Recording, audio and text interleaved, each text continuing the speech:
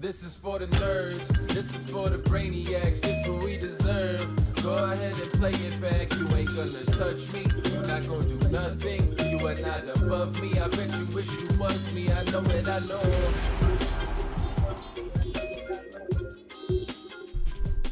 What is poppin', everybody, and welcome back to another Only Friends podcast. And you know, I'm here with my only friends, and you know, my special only friend, my sidekick, Matt Berkey. Do you have your volume on?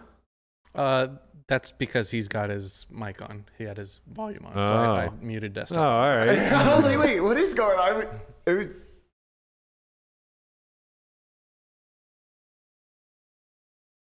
Yeah. Here we are. Well, we had a whole intro prepared, but for anybody who wants to know who the mystery voice is, the man behind Oz, that is Eric Sheets Haber. Is that correct? Correct. I've never called you anything other than Sheets in my entire existence. He is our very profound guest today. We're gonna get back to him in a few seconds. We have a little bit of house cleaning to get out of the way first and foremost, but we're gonna do a really deep dive. Maybe not such a deep dive, but we're gonna talk a lot about poker backing as well as the pre-Black Friday days. You know, whenever this game was easy and fruitful. But before we get into all of that, we have a few things to just announce and get out of the way. We are running a contest tomorrow during the show. Huh? Your water bottle. Yeah, whatever. We're running a contest tomorrow during the show to give away a $12K package to the WPT Championship at the Wynn. So that will happen sometime between 10 and 10:30 tomorrow. In order to qualify, you only have to do these three things. You have to be subscribing or a member of our YouTube channel. You have to be following our socials, so at Solve4YTV and at Only Friends Pod. And then you need to be present during the time of the drawing. So basically, we use Nightbot to randomly select somebody out of the chat, which means you need to be actively in there. Best of luck to all involved. It's a massive EV spot. That's not a tough task to ask for a $12,000 package, man. Hey, you have like 1% shot at $12K. Yeah. Pretty nice. $120 just for showing up and watching a fucking show. I'll be there. Money. And you're going to be entertained the whole time, too. Yeah, you'll be entertained the whole time. Speaking of free money, that Steelers money line last night came right on through. Man. Ooh, It is. I'm actually very excited Connie's for happy. Steelers yesterday. Connie and I look had good. the Steelers in the over. Hello. No problem. They look good. Sometimes problem. it's nice to bet with your heart. You know, they look good, cuz. They look Wait, good. I'm not gonna say they fucking looked good. They did look because good. they did not look good. Pickett's had like 3 drops. It was Pickett? Pickett. What? Pickens. Pickens. Oh, I said it Pickett. right. I thought you said Pickett. No, and Pickett's. what's the other fucking bum that you have on your team that can't do Deontay anything? Johnson. What the fuck? He runs backwards. He drops balls. What's going on there? How dare you? They did everything for you to win, to give you money, Conrad. Okay. And this is the Also, Deontay repayment? Johnson's a top 10 receiver in the league. Yeah, he had one play where he He's could have not had. a top 10 In receiver what in the league? He's Not not a this top- year. What, the XFL? Talent-wise, certainly. You're an idiot. You're an idiot. The Jets would unload half their team right now for Deontay Johnson. We wouldn't do anything. We have Garrett Wilson. What? I'd rather have Garrett Wilson than Okay. Well, that's a mistake. Silence. in a dynasty format for fantasy football. That's this kid's a 4th-year player. This is I just smell a sheer wager. madness, But man. no, but This is getting back insane. to the Steelers, yes, they did great last night. I think they did great. I think, the Colts stink. Yeah, the Colts. The Colts are so bad. See, Jeff Sunday is not Jeff Monday. What do we think about the time? No timeout for the last minute and a half. Like the last minute. They left 30 seconds on the clock. The only thing I could think of was he was trying to not leave any time on the clock for the high-powered offense of the Steelers. Matters. None of that matters whenever, what's his face? Carson Wentz. Old man. No, not Carson Wentz. Matt Ryan. Matt Ryan scrambles for 15 and is sucking wind and can't breathe. Like, Yes. Just call the fucking timeout. Right, I know. It was, that was, you could see Jeff Saturday's inexperience coming through right there. Honestly, they're the same to me. Matt Ryan and Carson Wentz. I always confuse them. About 15 years apart in age, but whatever. last couple of things to get out of the way. We still have one academy seat left for February. So February 2nd to the 5th, we'll be running a 4-day Poker Out Loud style academy. And speaking of Poker Out Loud, we have episode 2 of the Only Friends Out Loud today. We're going to put that out at 4 p.m. because it's too unpredictable when this podcast is going to end. We weren't able to throw it over the way I'd hoped yesterday. So we're going to do the normal upload time at 4 p.m. Be sure to check that out. Without further ado, my apologies that you had to sit through a 5-minute Yinzer rant. I'd like to bring in Sheets to give everybody a little bit of background who is unfamiliar.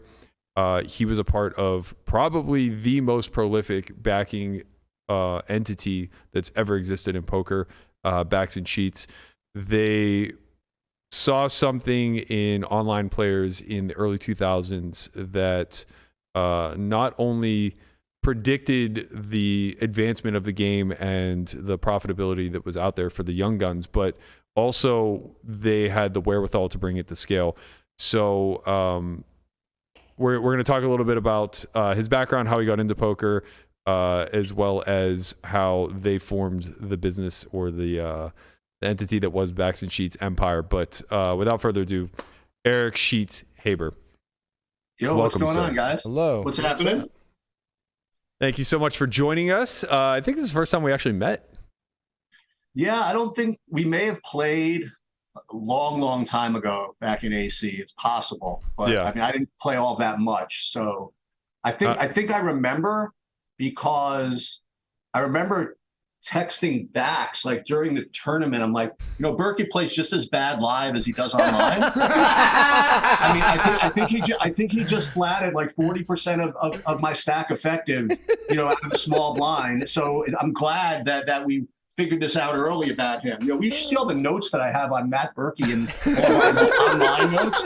Over flats this, limps too much this. It's freaking crazy. So I don't know if we've actually played together, but definitely your name is in my poker memory forever. All right, so let me get this straight. I gotta jump to my own defense here. So we've never played together, but you have copious notes on how bad of a player I am. Copious, just as a matter of fact, and I'm only probably making 30% of this up. Like when somebody would actually flat for what we thought was too big of a stack, we would say he's being like Berkey. I mean, literally for years. This was like a common thing that would like show up. I know there's a lot of truth to this because for the better part of 2 decades, Matt Stout was my absolute rival in this game. And I know that he was a big part of your stable and you guys are all very close. So I'm sure a lot of those notes were being funneled through the Stout lens of the game.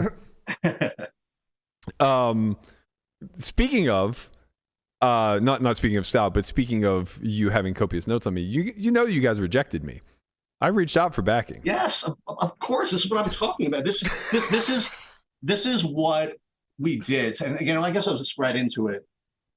The toughest part, I guess, about staking people is just kind of knowing who to stake, right? Yeah. I mean, you have all these people that come into us with applications. They say, I'm good, I'm this, I'm that.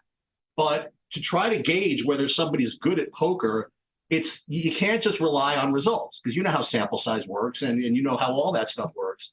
So it's difficult to know how someone plays without actually seeing them play. And aside from the few hands we might have notes on somebody, what we would have to do is try to figure out some way to figure out if a person plays. So fortunately, because of our training site, Poker X Factor, we had access to this replayer where people could submit hand histories online, and we would load them into the hand history, and we would actually manually just view maybe 5 to 6 full hand histories so that we could, I guess, better word, not objectively, but subjectively, right, gauge whether somebody could play. So everybody that kind of applied for backing or wanted backing, we would have them submit hand histories. And there were just certain key things that we would look for in backing people. And one of them was, and again, we could talk about how the poker's changed over the years. Remember, I'm basing it based on what we knew at the time, right? So going way back before Black Friday, our kind of philosophy was, listen, you really shouldn't be flatting this much. You should only be re-raising these percentage of stacks. So when you have all these people submitting all these hand histories, we had these kind of like core positions that we would look at to see whether we thought people could play or not. And then we would put some hand histories into push fold charts and things like that. But so when you said, oh, well, you guys rejected me, I remember because every time that somebody applies, we have to look at some hand histories. You can't rely on someone's word for it that they're good. So I presume that what happened was you submitted it, and back on our knowledge back then, we couldn't fathom a way of poker where someone could flat and win. So if someone was kind of someone who flatted a lot, they would be at a disadvantage when it came to us analyzing. All right, so here's what actually happened. It was 2007. Nice way of saying it. It was 2007. I was out for my very second World Series ever, and I mostly busted my bankroll while coming out. I didn't have much. I maybe came out with like 10K, and I busted it playing sit and goes. And we were with Randall Flowers at the time, who was one of your horses. Legend. Yeah. And he had just gotten back from the strip club with Brent Hanks. Legend. Yeah, right. they were just talking about how many buttholes they saw that night, and And Randall must have been at least like 15 by then, right? Yeah, I think he might have just turned 18. I was there that night as well. Brian was still blacked out. I was head in hand, 6 a.m., just weeping, and Randall's like, you should just ask backs and sheets for backing. Like, I think that, that's maybe the play. I was like, okay. So I got on my Pocket Fives account, which I had exactly one post ever, and I fired off a message to you guys. And within 45 seconds, I got a response that said, no, thank you. Have fun. Good luck. Yeah, they reviewed all those hand histories, huh? Yeah, I'm not going to debate this, but I'm trying to find now. What I'm doing, I don't want to distract myself from this, but I'm looking into my massive archives of emails and hand history reviews and notes and things like that to try to refute that. But maybe some other time. I mean, to be fair, what you're saying about the way I played is not incorrect at all. Okay. And I'm certainly not trying to make a case that I was a good horse at that time. You did me a huge favor by saying no, right. To be quite frank. Well, what we would always say is that that the second best way to make money in poker back then was to be backed by us. But the best way to make money back then is for us to say no to you. Because then you'd have 100% of yourself when it's completely soft, as opposed to giving up like 50% when it was completely soft. Yeah, I mean, 2007, I had been playing professionally for 3-ish years.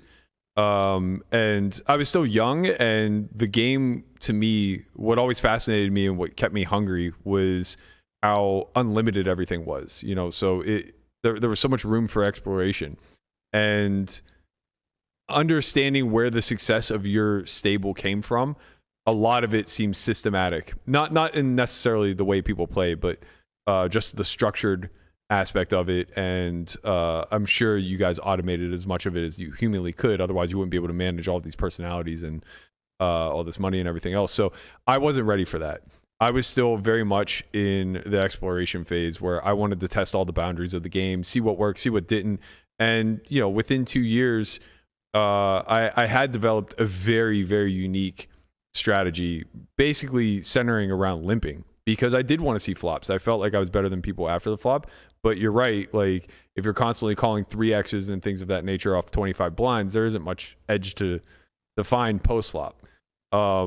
So I needed that process. If I had just kind of fell in line and had you guys guide me, I wouldn't still be playing today for sure. You'd be miserable. I'd probably be so much richer though. You probably would be, yeah, exactly. Sheets, how rich would I be? I don't know. I don't know how much what your other habits are. I don't know what else is going on. I'm clean as a whistle, baby. You would have had me on just like all of us. I know. You would have had me on Wall Street. No, I legit am. He really is. Doesn't drink, no drugs, doesn't gamble outside of poker. Other than to me, he loses to me. Yeah, this is why I would have been a terrible horse. I would have just left you as soon as I got rich. Yeah. Well, what's interesting is you say you like to experiment, and you had. I imagine that you used to play cash games, if you're still playing cash games, that was a big deal. And that was always an interesting dynamic, is that we wanted people that would commit to tournaments, and strictly MTTs. We didn't want people playing sit and goes. We didn't want people playing MTTs. We didn't want people playing cash. We only wanted people playing MTTs. We felt as though that's not what was better. That's what we wanted to do. That was our area of expertise. Did you think that's what we wanted to back people in? So what would happen is people would say, well, well, what if I want to play cash? And essentially we would just say, no, you can't, and that's, that's a difficult thing, because some people want to play cash, and if they want to, be with us, they should either, right, play tournaments or cheat in some way, right? Like keep other accounts to play cash or lie about what they're doing on the side. So it's a unique thing to be backed for tournaments only when it's kind of like a relationship. It's not like when you're selling pieces online, which is now kind of what the big deal is selling pieces. That's kind of like, I know the analogy police is going to come assault me right now, but it's kind of like when you go for the one night stand, you on Tinder or something like that, like you have just this expectation, maybe one night or whatever, and then whatever. And that's kind of like what selling pieces are. But when you're getting backed, I mean, that's kind of like a relationship, you're kind of in it, like for the long run. So it's just kind of a different thing. So the whole cash versus MTTs thing, that was a decent point of contention between us and horses along the way. Yeah, I think rightfully so. It's difficult when you're overseeing all of those accounts and money, and ensuring not only that you are getting hyper focused, for lack of a better term, workers, but also that people are staying above board and not rolling you, not losing. In some regard, cash game tables become like the pits for online players. So I imagine from just a managerial standpoint, having oversight of that is critical to a profitable operation. There's still a lot to dig into there, and I have questions as follow-ups to that, but I want to kind of lay out who you are and how you even got into this, because I'm not even so sure that I know your backstory all that well. I know you were in finance prior to poker. How long were you? No, so I still am. So I run a pretty successful hedge fund for 20 years now, back since 2002. And I've done money management since 1998, but I started my own fund in 2002, which has operated nonstop for 20 years now. But in addition to my fund, I've always had kind of other things going on the side. It used to be chess. That's when I first met Elon Schwartz, more on that later. Then I got really into backgammon, where I met Phil Lack. We'll get into that later. And then after that, like a lot of backgammon players, they kind of, saw WPT and saw poker. And so then I got into online poker. This is back in, I guess maybe the first W could maybe 2003, 2004, something like that. Yeah. And it was just kind of the next thing that I just kind of wanted to learn. I like never played poker at all. Like I didn't know the rules or whatever. Like the first game I learned how to play in life was No Limit Hold'em, you know what I mean? Or No Limit Hold'em tournaments, right? That's the first thing. And that's how I just kind of got into it. It's kind of like my thing to do, and hey, when you're first getting into it and it's 2004 or 5 and online is blowing up, that's a fun time, man, So I looked at it as the next kind of thing that I wanted to learn how to do. And that's how I got into playing poker. And then, a couple of years later, through a kind of fortuitous meeting with Brett Youngblood and the crew guys, I got into backing. And then, the real piece was then after a year or two after that, when Cliff and I just kind of combined to just make the backing piece just kind of like a real huge thing. But the entire time I have been continue to run my hedge fund, and I still do that. And after poker, I do other stuff. I do daily fantasy sports now. I'll plug truedfs.com as my daily fantasy site. So I always have something going on the side, but the hedge fund is still my main thing. So unpack a little bit the relationship between you and Cliff.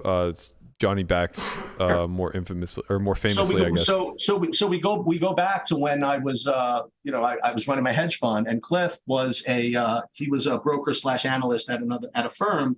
And as a hedge fund manager, you reach out to all these different people for different advice. And actually somebody used to work for TheStreet.com recommended that I reach out to this guy who worked at this firm named Cliff, who was really, really good at short selling ideas or whatever. So I reached out to him back, when I was just looking for stock ideas, just kind of like to keep information flow.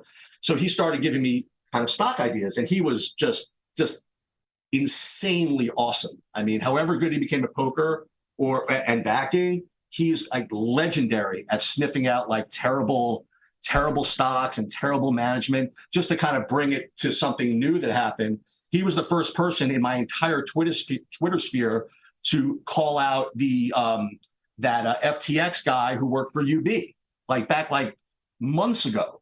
He posted that on Twitter saying, hey, does anybody notice that the same guy that's in charge of risk management at FTX is also the attorney that was involved in UB? And you fast forward, and then you get Durr after the fact saying, I just found this out. How come nobody told me? Well, follow Cliff. You know what I mean? He told you this months ago. So that's how I first met Cliff. I mean, he was one of my incredible sources for good short ideas. Just a super genius like that. Very, very jaded. Very, he doesn't believe anybody, and that's what you need to be a good short seller. And so he hadn't played poker either. And then he said, what are you doing here on the side? When I told him about No Limit Hold'em, and he started to learn how to play poker. And I don't want to say taught him, that's kind of demeaning. I helped him learn how to play. Yeah. And at the time, he was just kind of getting out of that business. And so he decided he was going to take an office kind of next to me and just kind of play. And then he saw that I was backing people, and he's like, what's going on there? And there's one thing led to another. He got involved in a little bit of the backing. And then listen, when you have two people like me and Cliff, that you have two, very sharp people who are business experience and are overall hardworking. I mean, you have the ability to build something pretty big, So that's how we kind of started together. That's pretty incredible. What was the basic structure for backing? I mean, I think it's evolved a lot since then, but as far as I can tell, you guys were on the forefront of developing backing as a business. So maybe give me a quick rundown of how you guys structured it. And is it true that you guys are kind of the pioneers of makeup as we know it? No. So you go back to hundreds of years ago, whatever, when people would stake people in stuff, you would always hear people say, okay, you don't have to put up anything and I get half. Mm-hmm. And I don't know where that actually came from, but that just became something over generations of staking in anything, this half that seems to be what people should offer someone for staking. So when we did it, we just said, okay, well, at the beginning, we'll say, okay, you play for us and you get 50% of the profits. And that is kind of long-term, which means is that if you're losing, you have to make that up before, you start getting any profits. It's not like we made up the term makeup. I mean, makeup's been around forever. Listen, when you run a hedge fund, you have a hurdle, and if you lose something in your first year, you have to make that up before you get, you get a piece. It's literally the same thing. So we didn't do any heavy analytics into what we should take or anything like that. It was like anything else. I started with one guy, then we had a second guy, then a third guy, then a fourth guy. Ooh, here's a fifth, sixth, seventh, eighth, ninth, 10th.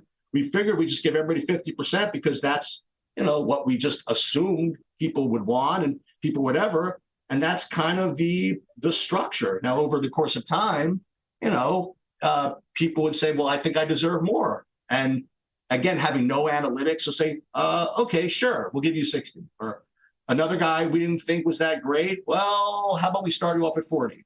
So it's not as if we had it all kind of down to a science. We just kind of made it up as we went along. But I think 50% plus makeup is just kind of the standard on which we just started. Yeah. I mean, the way I see it is poker shouldn't really be viewed any differently than a normal startup, so to speak. And if you consider the players to be the founders and the backers to be VC, essentially, sure, you can make some arguments for the founder taking salary or things of that nature. But in general, they're not taking profits if the business isn't profitable. And that holds true for the lifetime of the business, not just for a quarter or a single year. So in that regard, it always made sense to me that your investors need to be made whole prior to anybody getting any sort of profit share. But I think rounders popularized the if you lose, it's on me kind of mentality. And you guys were sharp enough to kind of see through that and ensure that you were sure. But again, you give us so much credit. It's there's nothing we're so sharp enough to figure it out. That's just we kind of made sense. And if people didn't mind doing it that way, then it was fine for us. We never really felt as though we were, that this was all kind of planned. We were just kind of I just kind of went with it along the way, you know. But think about it another way. Think of it almost from a portfolio management perspective and from a business perspective. Back then, like Cliff and I were really, really good players. And Cliff actually became a better player, and I just kind of stopped. And you think of like online poker in a way that it's cool is you can play 8 tournaments at a time, right? Or as many as you want. Mm. And I've played 8 tournaments at a time, and Cliff's playing 8 tournaments at a time. But, you know, the problem with poker and poker tournaments is that, you know, there's variance. So you need to get the sample size. So while I can't play more than 8 tournaments at a time, for example, why don't we just get other people to also play 8 tournaments at a time, right? Yeah. So now you have this group of people playing, and now you have 8 times, say, 30 people playing at the same time.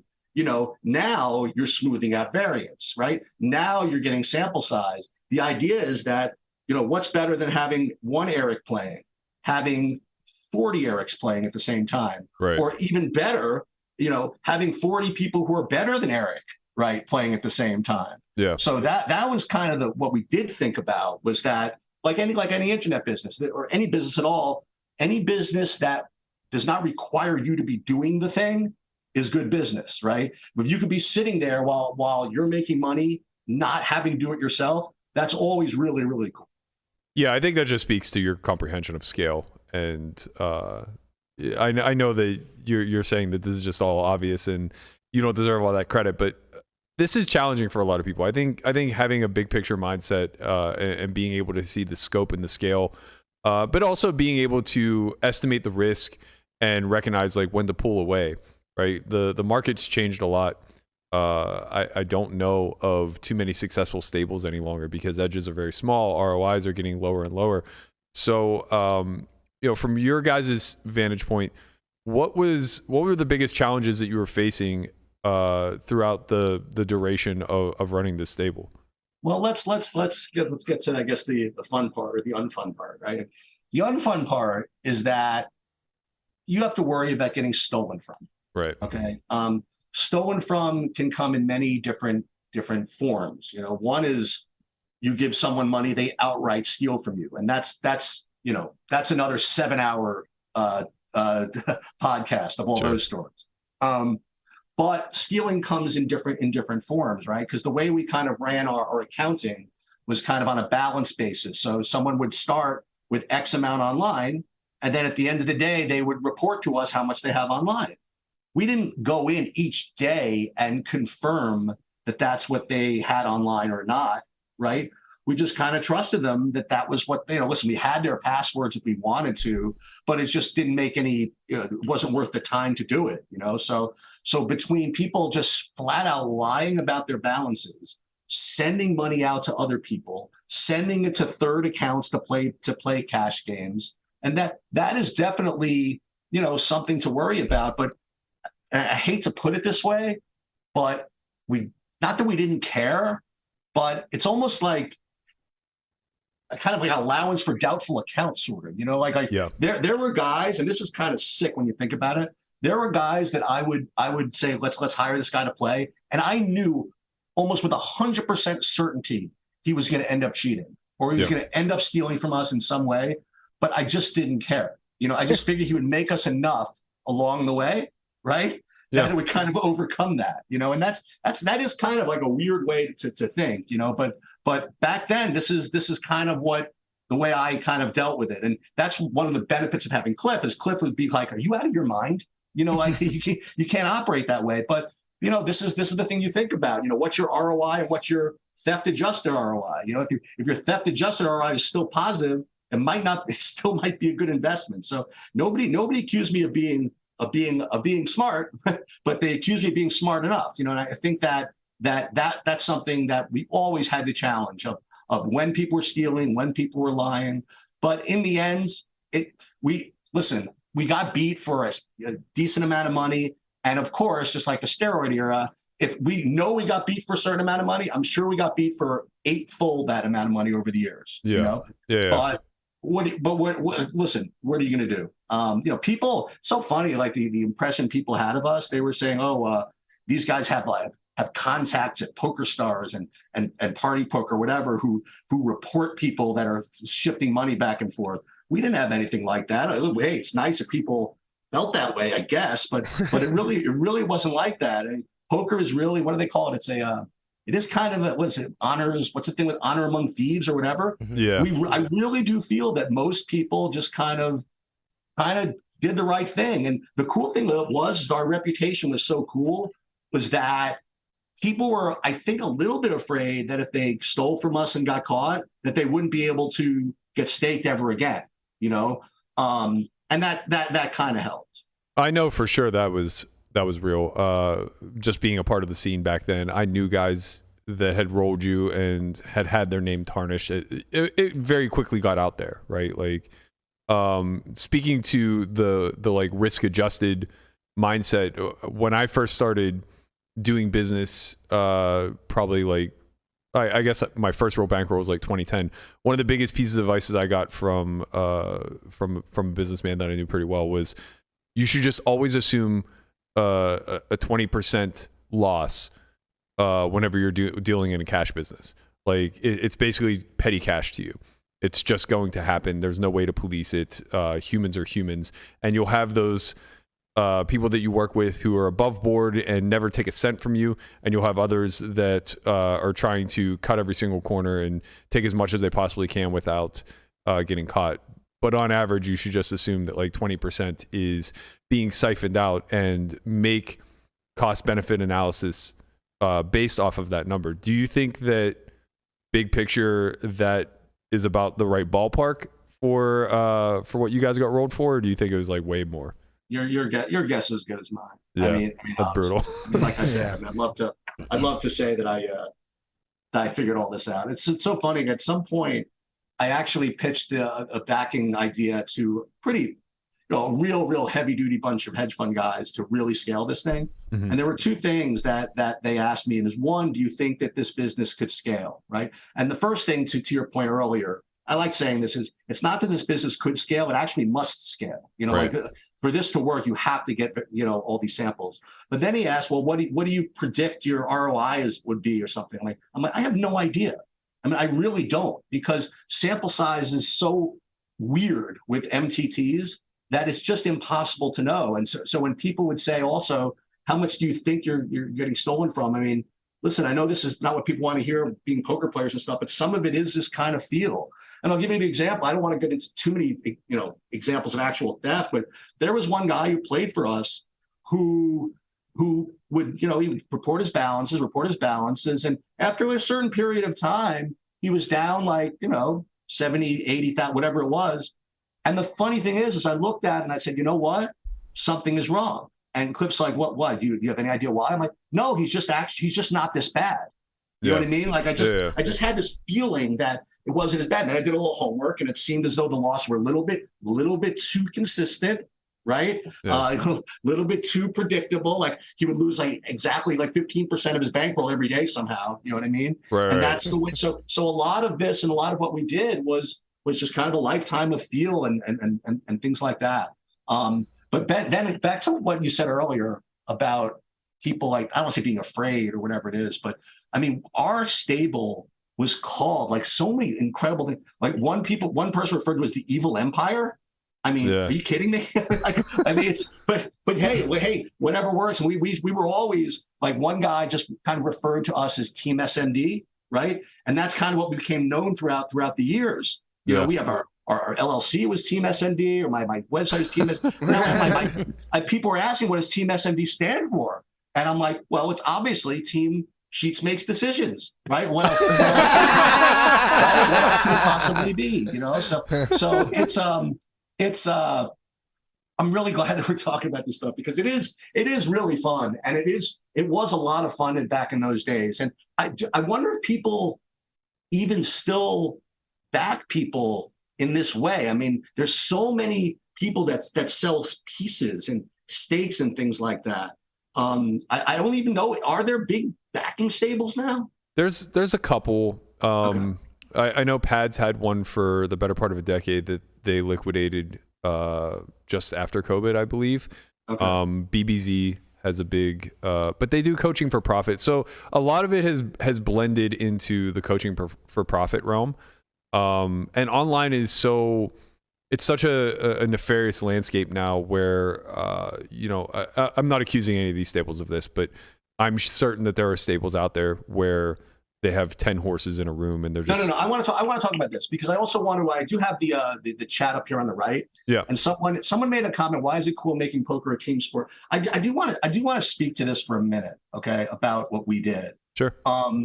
Just to come right out and say it, like one of the things that we always did with our horses is when we interviewed them or whatever, we would tell them straight out, I don't want to hear about any colluding, any soft play or anything. And I would say especially at tables like that I was at, right? Yeah. Like if I told them straight up that if I raised someone and they folded because, and they, for no reason other than they just felt it was me or whatever it is, they'd be fired immediately because we just felt as though that why cheat? You know what I mean? Like right. when you could just do it the right way. And we never engaged in any stuff like that, and so it's never for me considered a team sport. As a matter of fact, when guys for us were at the same table, we would get mad if they ended up being at the same MTT table, but not because of whatever, but because our EV would be bad, because one guy would have to lose,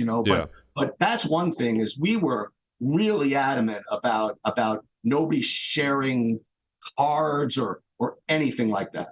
Yeah, and I think that what you guys were doing is very different than what we see now. Oftentimes, these stables now are they're much more localized, right? You guys were certainly national, but maybe even you had some rest of world players as well. Oh, yeah. Pre-Black Friday, yeah. So like everybody's everywhere, and you only have so much control. Who knows what they're doing when they're speaking on AIM with one another and stuff like that. But that's between them. When it comes to your perspective, it's a sheer numbers game. You guys don't give a shit. There's no reason to have people dumping chips to you or vice versa, right? Like their ROIs, their ROI.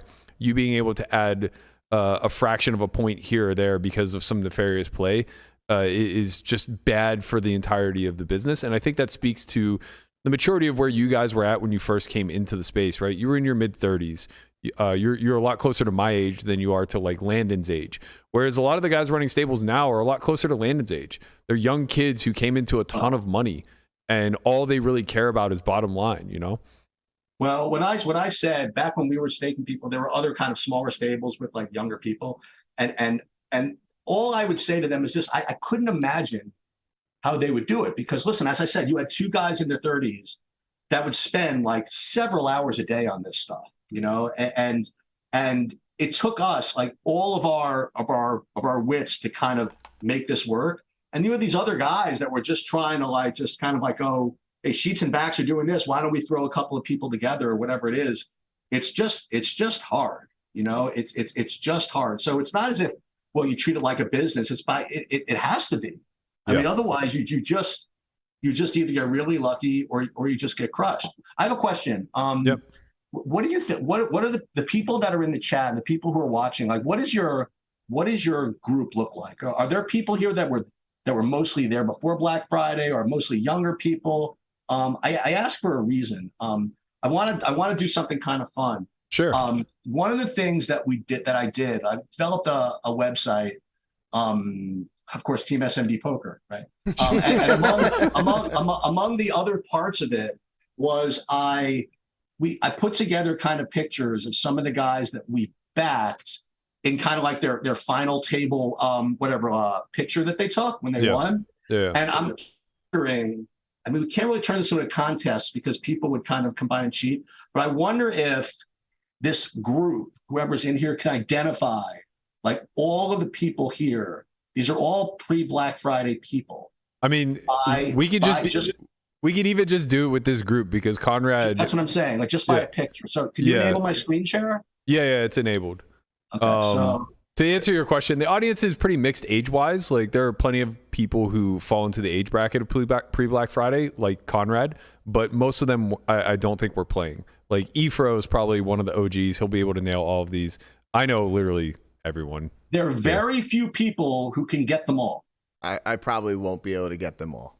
I don't think you can get half. I don't think I can get 3. I was around. I don't think I might be able to get them all. I don't think so. I see Dutch. I don't Yeah. think so. Dutch Kata, boy. Dutch. Cantu, somebody put Cantu in. That is correct. Kata, that is correct. These are the chalk, right? Yeah. Yeah. Cliff, Is that Cliff Harder? the Is that chalk. Christian That's Harder? Christian Harder. Yeah, Charter. Christian Harder would definitely get them all. Yeah, for sure. He's probably friends with almost everybody. Absolutely, that's John Fan. Now again, there are others besides this, and there's some people that whatever. Who do we have? ICU Rook. I don't know who that is. ICU Rook Sexton is Boski. Incorrect. ICU Rook is Boski, but he's not on here. No, below above is correct. Mm-hmm.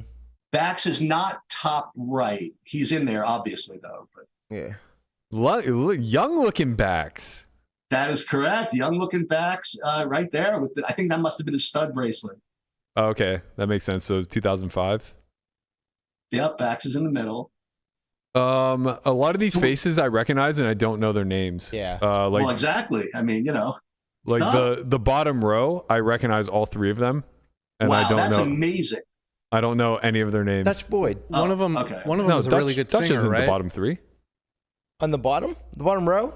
I'm seeing something different than you're seeing. Oh yeah. Yeah, let me scroll down a little bit then. Oh, sorry. I'm seeing his full screen. Oh. They're only seeing the charter row as the bottom. I think it's because the way we have it set up, it's cropped. Gotcha. Yeah. So Oops. Okay. it's not your fault. It's our fault. But basically, who are the bottom 3? Because they're not going to be able to see, and I don't know who they are. The bottom 3, bottom left is a much heavier Jason Potter, Okay. JPOSU. Yep. The one in the second from the left on the bottom is This is actually, the one I'm most embarrassed to not know. He still plays. No, it's Aaron Sturry. Yeah. He used to play as ND Grinder, ND Yeah, Grinder. yeah, ND Grinder. And then on the bottom is, I think he might have recently won a bracelet, Justin Pecci. Why? What was his online name? I forget. Okay. Yeah. Yeah, That doesn't ring a bell to me, but he looks super familiar. I forget. So the row above, the one that they can see, it's right to left. Madsen. Yep. Who's this with the Ooh, good whip? luck, the guy next to Madsen. Good luck to you. That's Keith Ferreira. That's correct. Keith Yeah. Ferreira is correct. Then Dutch, then Big Huey, then No, not Big Huey. That's not Fair. Huey. That's not Huey. That's not Huey. Huey. Oh damn! It's so small on my screen. All I see is the bald hair and the not going to beard. be happy. Even No, though it's not no. Wait. That's Parker. That is correct. Parker won back-to-back bracelets, by the way. Yeah, I remember. He was. I'm like getting real close to my screen so I can see. Hold on.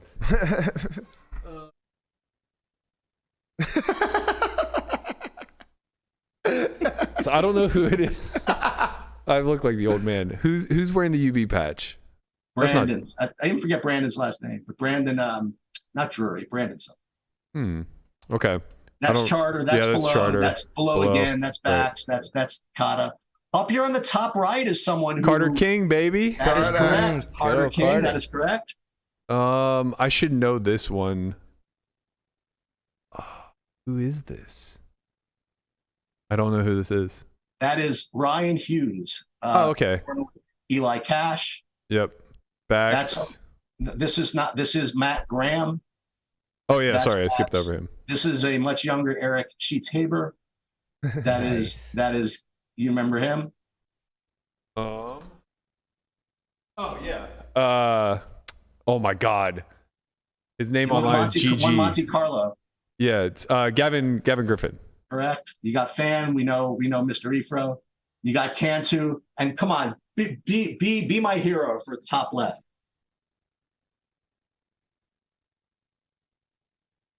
Oh, I don't know who it is. The answer is You Got Pieced, as the shirt describes. Corey Carroll. Oh man, OG. These names are just like a nostalgia is like rushing through my body right now. I never heard like 25% of those names. Really? Yeah. Yep. They were all legends. They're all massive in players, the online days.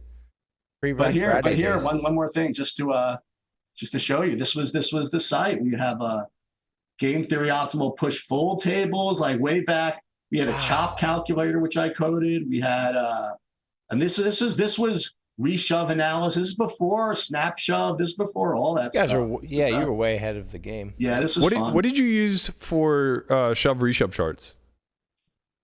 Okay, for shove reshove charts, you'd never believe this. I didn't do it with GTO. I actually did it with just, you had to put in like percentages and stuff. And I figured out all the algebra on a crayon on a flight to Florida. This is that's remarkable. This is absolutely true. This is where I created all these sheets, the reshoving an open razor. And then we had open raise versus shove versus open shove. Then we had this one, heads up push fold tables. This I stole from somebody. I just figured, and you know what? There are people that used to play for me that still go to this for the push fold charts, believe it or not. What was the time frame in which you built this? This is 2006. Wow, that's amazing. That's okay, so this is legitimately like 8 years, 9 years pre-solvers. This is back when we were using Poker Stove to figure out all of our equities. Yeah, absolutely. That's why you had all those pictures of all those people at the final tables holding up the trophies and the cash. 'Cause you had those charts back in the day. Something like that. So that does bring me to, I think, a pretty important part of this conversation. You spoke a bit about how even when you were trying to pitch this to a major hedge fund, volume kind of became a major sticking point. And I know Pad spoke out a lot about this as to a big reason why he ultimately got out of backing. For him, it was all online, and basically twice a year they would have these outlier events of W, Coop, and Scoop, and maybe 80 to 90% of all of your volume, monetarily speaking, was being pushed into those two very short series. But all of the volume from a play standpoint was the rest of the year, and so you got made or broken based off of these two outlier events that happened each year. The WSOP had to be that for you guys, right? Like low volume, high buy-ins. So this is an incredible dynamic. Now, the people that are new to poker, or I see not even new, within the past 8 years even, you're not going to believe what I'm about to tell you. And there's something else I'm going to tell you that you're not going to believe later. Literally won't believe. But this is true back from when we started backing people. When we started backing people, people wanted to play live, right? But we told them that in order to earn the right to play in the tough live tournaments, you had to play the easy online tournaments. Okay. I like that. But we weren't hustling people. Like back then, that's what people thought, that the online was easy and the live against the famous guys was hard. Okay. Right. And so obviously that's now completely changed. But you think about it, while yes, the World Series became that kind of outlier event, by the time it got there, it was actually easier, right, than online, Right. And the cool thing is that everybody wanted to play the main, and the main, it's that one unique tournament where the highest buy-in is the softest, right?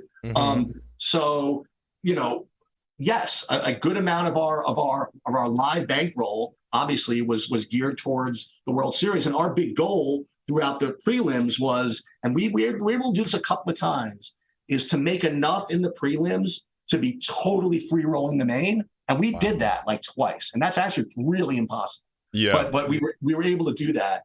And then, we sometimes had 60, people playing in the main or something like that. And it wasn't like we were taking 10%. We were in for 600. That was right, and that was like legit. And we already had to figure it out. Like before this season, that we figured out. We kind of instinctively knew that before every big World Series, we needed like 4 bracelets to break even. Wow. Pretty much. You know what I mean? Like if you busted the main event. So yeah, it's true. I mean, the main event is and the W Coop, it does create a big imbalance, but.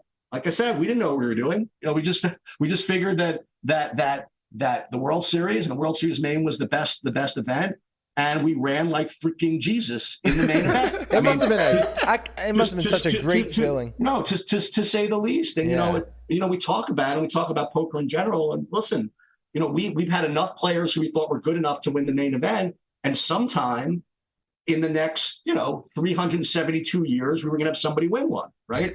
But it turns out that we got the distribution risk was kind of on our favor, and the guys that we had do well in the main event were over here instead of 400 years after my grandson died, and that's that's just kind of the way it goes sometimes.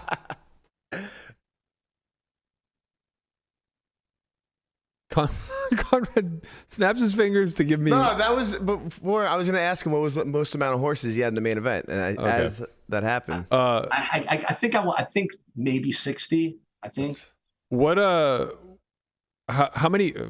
Better way of phrasing this. How many bracelets did you guys collectively accrue throughout all the backing years? I'm not sure. I didn't really think that. I never. Really I mean, if you needed 4 per year, just to break even. In the big years. I mean, yeah, of course. I don't know, maybe 20. I'm not sure. I was gonna say it had to be dozens, right? Yeah, something like that. And then Kata was your only main event champion, correct? Yep. But you had multiple final table lists? Yeah, and Elon got third. The year prior. And that was and then the real sick thing is, I don't know if anybody knew this, but the year that Kata won, we had 3 guys at the final 2 tables. Wow. I remember that. I believe Nick Mamoni was one. He got 15th. That is correct. Yes, that's right. Yeah, he got 15th that year for 750. That was the Cata year? Yeah. Yep. Was it? Wow. Yep. Who was the third? I wasn't there. I was grinding a Foxwoods tournament. Sure. Why bother with the World Series when you have the Foxwood Daily to hold your belt at? No, it wasn't the daily. It was the 10K though. It was that November. I busted. Oh right, because it was November 9. Mm-hmm. Yeah. Yeah, no. The main event final day. Yeah, I wasn't there for Kata. I was actually playing Foxwoods that day, and then I came back. I got home at like midnight, and they were already down like 5 people or something. Do you feel like Kata winning the main event kind of validated the vision that you guys had for the backing business? I mean, maybe you guys didn't really have a vision for it, but do you think that it like validated the decision to actually do this? No, I think it was validated way before that. Yeah. I mean, I look. I don't want to come off like this, right? But I was really proud of what we did. You know what I mean? Like just getting. Listen, we made a lot of money doing it. I don't want to say that we were altruistic about this, but when I look back and see like all these people that were able to start to play, you know what I mean, because of it, yeah. I'm really happy about it. And even after I stopped back, whatever it is, I still see the same people that we had. And God knows where these people would be if they weren't given a shot. Because look, MTTs are it's a cruel cruel vixen, whatever it is. I mean, MTTs is tough business. So, and it's funny. I one of these days I'll ask you this question. I wonder if the best MTT tournament player, whoever that is, you know what I mean? Let's say this universe where you can determine who that is. I wonder if the best MTT tournament player is someone who is just broke. You know what I mean? Right. Someone that just happened to be on the wrong side of variance at the wrong time and is just broke. It's very possible. I brought, when I was at visiting California once, I brought my friend Ted through the commerce. I had to go do something. And I told him, I said, listen, you want to know an example of how cool poker is? I pointed him to 2 people. I'll say one of them is. One of them was Gavin Griffin. He was sitting at the table. The other one was somebody else. And I said, listen, one of these guys is the exact same skill as the other guy. That guy over there made like $2 million in Monte Carlo, is off on his own and doesn't have to worry forever. This guy over here is $300,000 in makeup and is probably going to end up broke. And they're the exact same skill. Yeah. That is kind of the unfortunate nature of all this. We've spoken about volume kind of in passing, but I don't think people really understand what that truly means. Like in a lifetime, you may not get enough volume to actually break even on your distribution. And that in and of itself is a really bitter pill to swallow if you've been on the negative side of things. Like you just ruin yourself. I'm seeing Derek make a comment saying clearly he's talking about Alan Kessler. So I want to talk about Alan Kessler, not him. I don't think I've actually met him. Just know him by reputation or whatever. I want to talk about Alan Kessler in this way. So one, people ask me if you could pass on any wisdom about MTTs and back, whatever it is. There are two ways, okay, to go broke. Well, there are many, but there are two ways to go broke playing MTTs. And listen, you're a really smart guy. I mean, when I watch some of your podcasts, I think like 30% of the words you say are made up, right? I have to actually Google like how. That's because they are. They are. Right? Yeah, I mean, you came up with a word like, I think it was contextualization. I'm like, it has to be made up. You know? I literally had to go. Doesn't it just mean context, right? So I had to go back anyway. She So always you're has to kind of zhuzh smart. it up, you know? So you're kind of a smart guy. So there was an old poem, and I made a whole video about this. It was called Fire and Ice. It was by Robert Frost. And the whole thing was that there were two ways the world was going to end, either by fire or by ice. And fire kind of referred to the metaphor of evil and stuff like that. And ice referred to the metaphor as people just being cold to one another, whatever.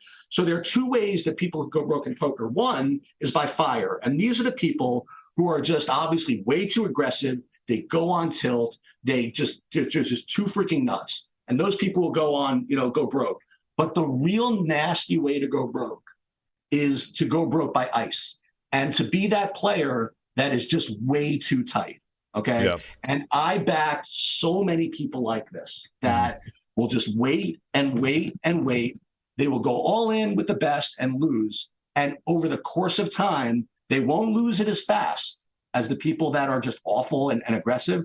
But make no mistake, they will lose it all in the long run. And it's a crueler way to lose, because you're blaming it on variance, right? You're blaming it on being a bad coin flipper, whatever it is. So it's and that is one. I guess that's a lesson I want to impart to all poker players in general. And this is for me. Like, I always had the reputation for being a tight player. And you learn to accept your faults and you kind of learn to get better at them. But those are the types of people we back that they ended up with a couple of 100,000 in makeup, just like the psychos did. Okay. But those people just did it drip, drip, drip. And that was pretty cruel.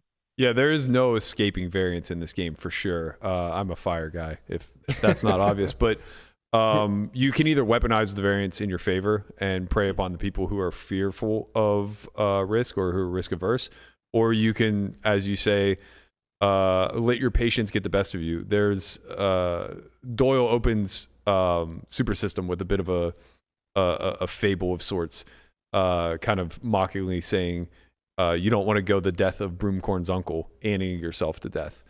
Well, you want to know something that we did? I don't know, these are things that we tried everything, right? And some things worked, some things didn't.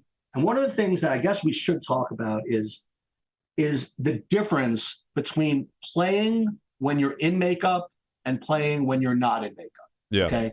And this was a really big deal. Okay. There are people that can play the same regardless of whether they're, in the plus, like they're getting money right away, and play the exact same way when they're 200,000 in makeup, when they're not going to be paid for a while. Right. But those people are very, very rare. Okay. A couple of people we talked about here are people like that. Okay. I won't give names or whatever, but that's a really tough thing for a person to manage and for a player to manage and for a backer to manage. Because remember, you're hiring someone based on them playing a certain way, but if they go 300,000 makeup, they become sometimes a different player. Now, we'd like to think that we could, interview them before and do whatever, but sometimes it gets rough out there. And even though we tell people, you can't quit with makeup, right? Okay, they'll agree to that, but what are they talking about? Like nowadays, quiet quitting, right? Like they won't actually quit with makeup, but they won't play as much. They won't play so well. So we did all kinds of stuff, like sometimes, kind of makeup forgiveness day or something like that, where on this particular day, didn't matter what your makeup was, we pay you off or something like that. Yeah. That's something we tried. Another thing that we tried relative to what we just said about people playing too tight, there was one guy who he became like a constant flat, right? And not because he thought it was good, because every time he seemed to get re-raised, he just felt as though they always played back in him. Now, usually that means they're just hallucinating, right? And they don't remember the times that people folded. So what we did with this one particular guy, we thought he was going to lose all his money. We just kept playing this way, but he didn't want to change. So I said, I'll tell you what I'll do for the next week.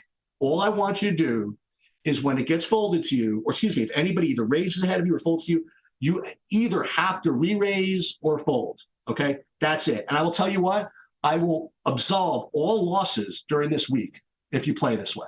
Okay, that's great. It won't count against your makeup at all.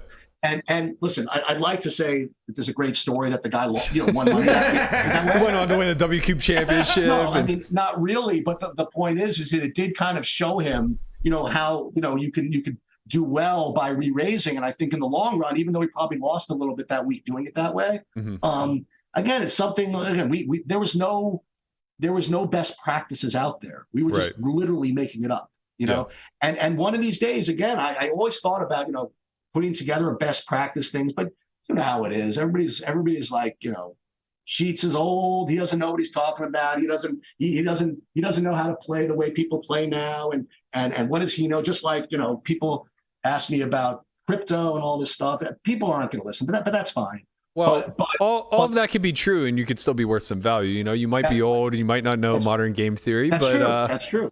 You do know investments, right? True. Like you run a hedge fund. I would be very quick to listen to what you feel best practices are, and along those lines, there's a lot of navigating. Right?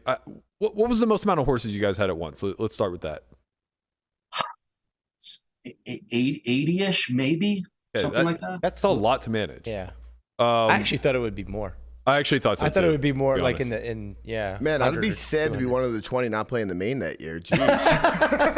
Well, think of it this way. So you have, and the way, I guess I can talk about the way our accounting system worked was literally everybody would email us what their balances were, and then we would put them. We did develop a kind of a cool accounting system, and we'd put them in their balances, and the balances would everything would populate, their P&L would populate. Then a cool little thing was we'd get a notification of whether the people would need more money in their online accounts based on this kind of min-max formula we put for people that if they dip below a certain amount, we would know how much to give them. And it would actually make an email saying sent 2,000, whatever it is. But the thing is that we actually inputted all the data ourselves, like manually. Like we did it. We didn't let the horses do it. We didn't have interns do it. We didn't have whatever. And people would say, well, that's like the stupidest business decision you can make, right? Isn't the whole thing about running a business is you need to know what you can delegate, right? Like is that Eric and Bax's best use of their intelligence is to actually doing data entry?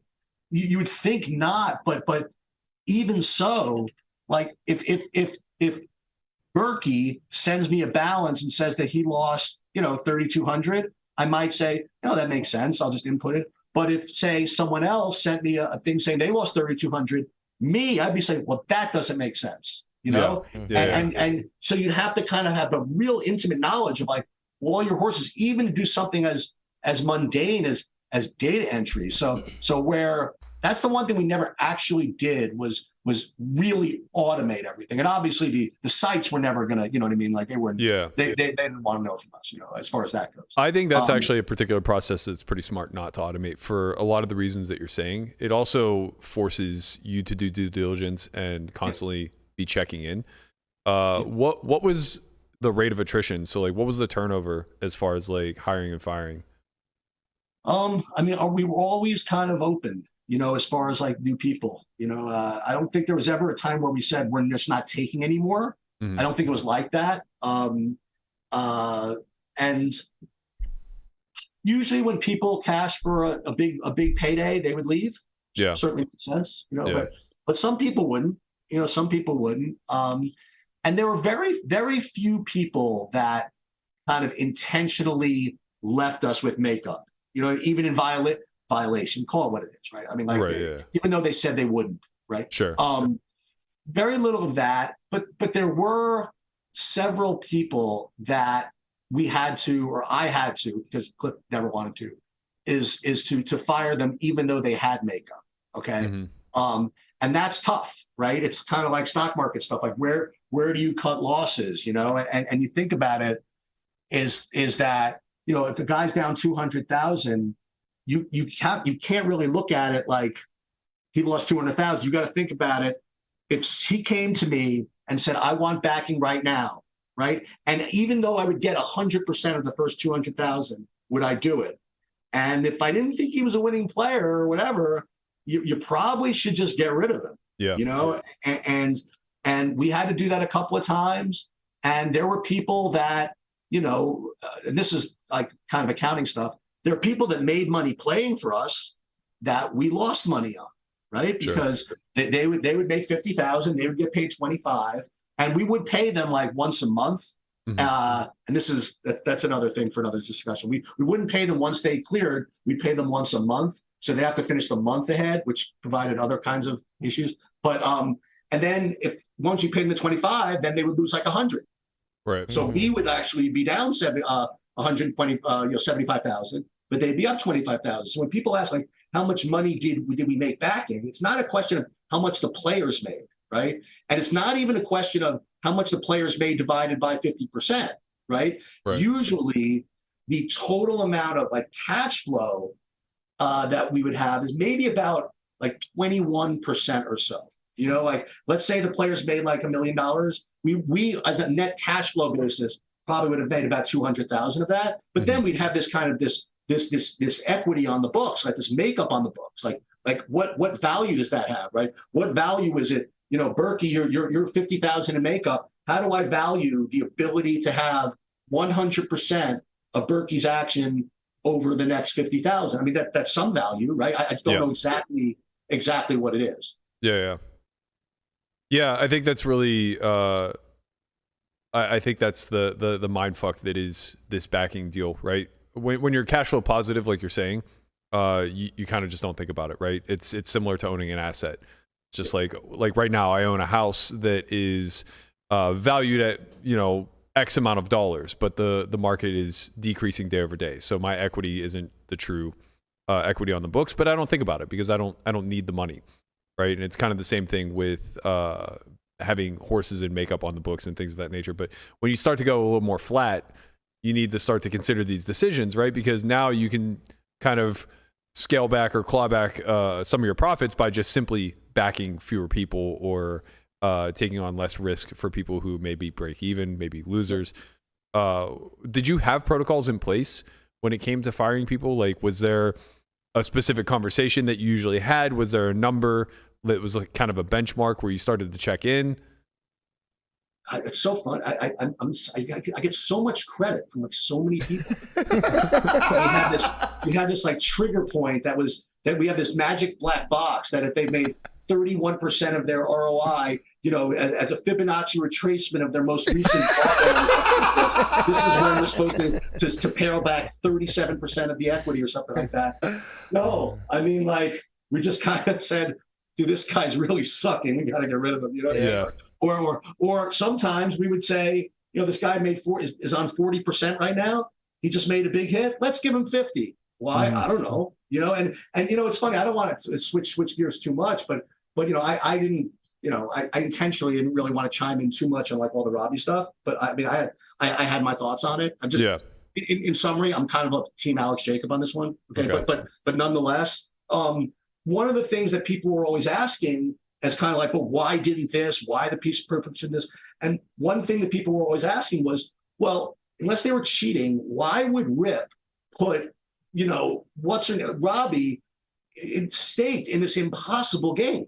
Like, this makes like no sense. And I thought about that, like from a backer's perspective, and if I went back and looked at some of the people I put in some of the shit that I put them in, and someone would ask me to justify it, I would have no good reason, other than to say, I don't know, it seemed like the thing to do at the time, Like, you guys were field players like at heart. Good dude. I put one guy in the $50,000 horse tournament at World Series who'd probably be negative EV in 10 no limit, or whatever, So just I don't remember why I did it. We were running hot. The guy asked nicely. I was in a good mood. I didn't see what was going on over there. Did I tell him yes? I guess so. He's got his ticket.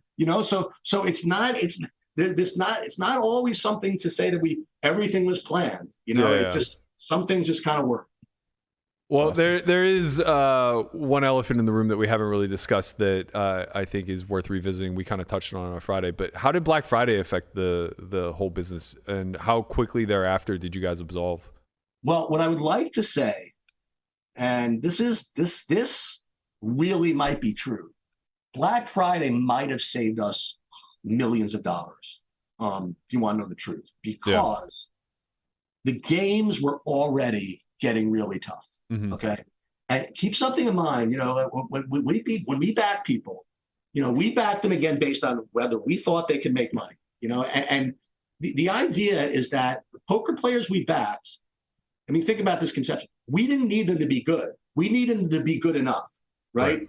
And what was good enough in 2005, 6, 7, and 8 might not, and I would say definitely was not, good enough in 2011, 2012. The games were already getting much more difficult. We were already starting to say, boy, do we really want to put people in these W coops? You know what I mean? Yeah.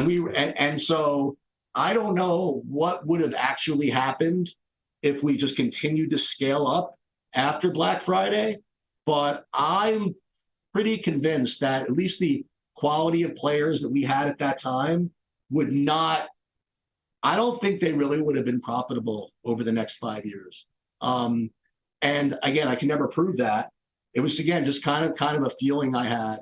And so in a really weird way, I think it might have saved us a lot of money. I mean, I think your instinct is probably true, right? Like, I have a fairly good finger on the pulse of who you guys back throughout the years.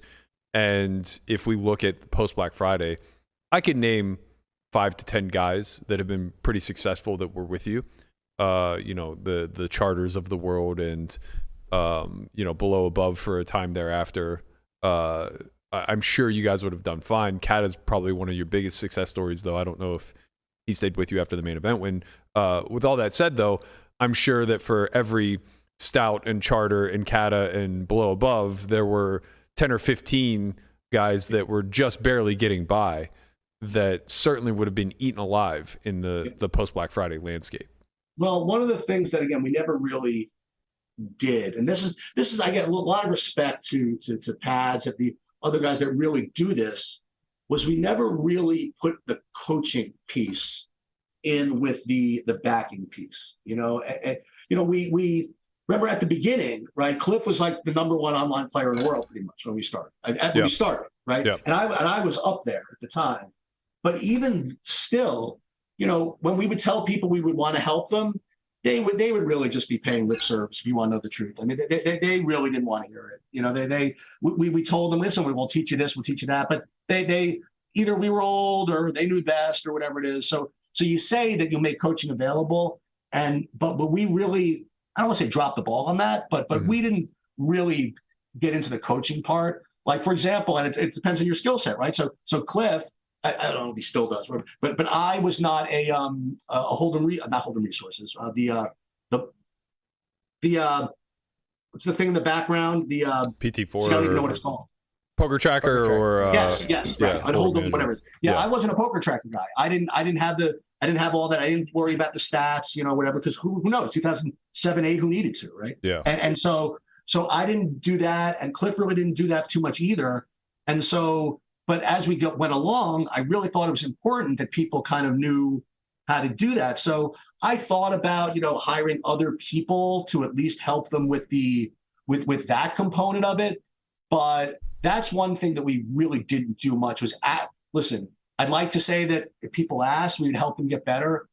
But at least from my perspective, I gave them tools. I gave them subscriptions to Poker X Factor. I helped them when they asked me. I don't know if I ever actually made anybody better. And Sure. I don't know whether that's considered good or bad. It really was just kind of giving them a platform to play and the confidence to do it. Yeah, I mean, it probably just wasn't your role or job at that time. But in today's landscape where it's so much more competitive, it's just a necessary evil. It's necessary for the students because they need more than just money now. A lot of them need money plus guidance.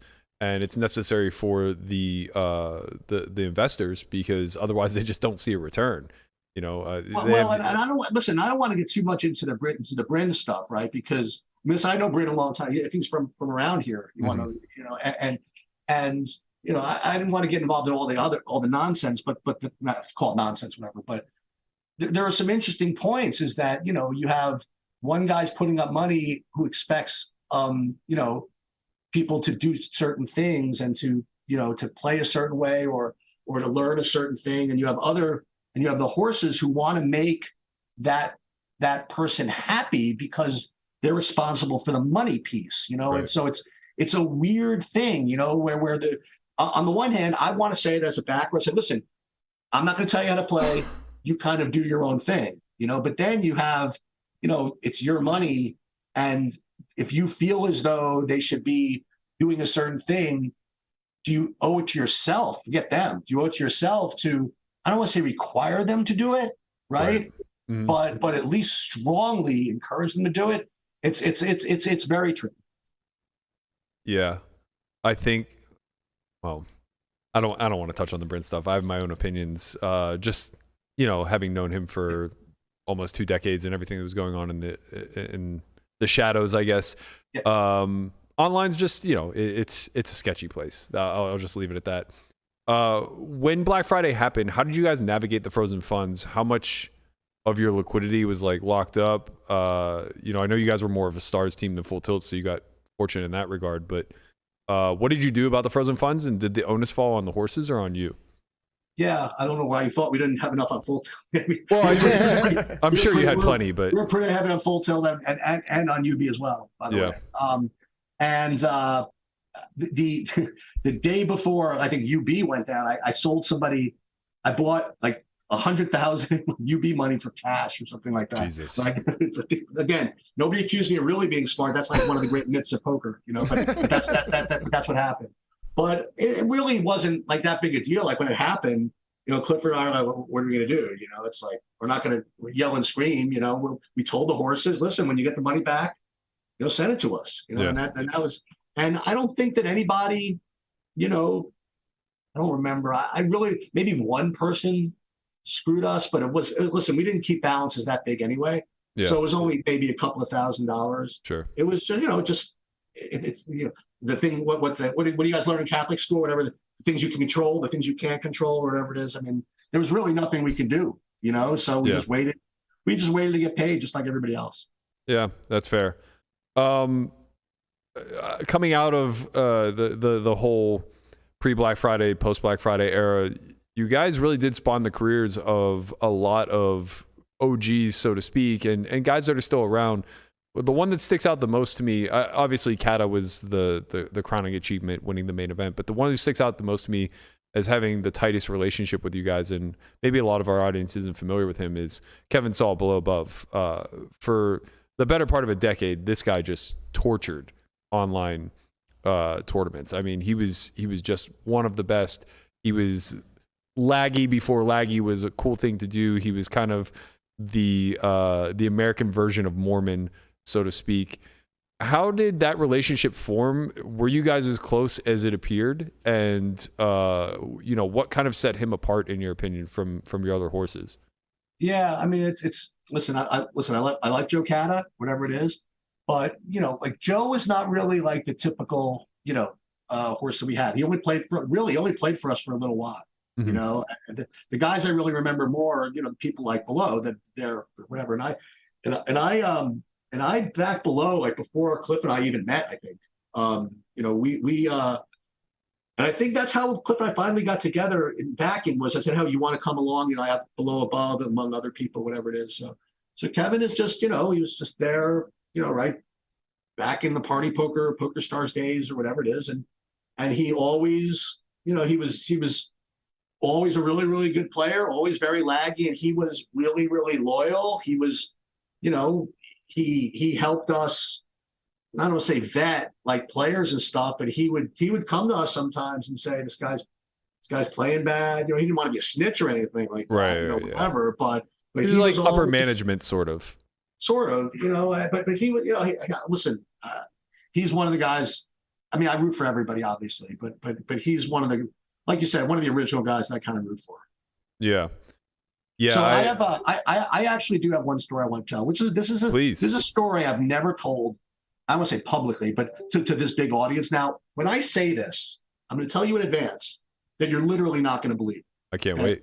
And nobody in this chat is going to believe it. But all I can tell you is 100% true. Okay? So of all of the successes that Team Sheets Backs has, this is 100% true. Backs in my office right here in Syosset literally invented the word bink. That is a true statement as applied to winning something, cashing something. And I dare you to find any reference of the word bink to used in that way prior to 2005 to disprove that. And the way it all came about was, now this is going way back, but during the party poker days, when someone would go all in party poker, there'd be a whole stack of chips that would go from the bottom all the way to the top. It would kind of like accelerate like that to go all in. And at the end of that, they would make a sound that would go bink, bink, just like that. Can confirm. So whenever we would go all in, especially on party poker, he would say bink. And then once we started winning the all-ins, he would say bink. And one thing led to another. And literally the word bink was created by Cliff Johnny Backs Josephine. And that is 100% true. That's incredible. I believe that. I do too. Yeah. I also believe that I'm very confident in this. I also believe that he invented whining it in as far as bemoaning his bad luck until he just finally won something massive. I've never seen somebody chip lead and complain the way Backs does. Now we have plenty. We have plenty. But I'll tell you, the thing I really miss the most about online, you want to know the truth? Now that Efro's here, I think he was been on this chat for a while. There's nothing better, honestly. I mean, listen, I know it's all about now, like wearing the hoodie and being polite and all this stuff. Good hands, sir. You know, whatever it is, and being whatever. Nothing was better than freaking spamming the chat box.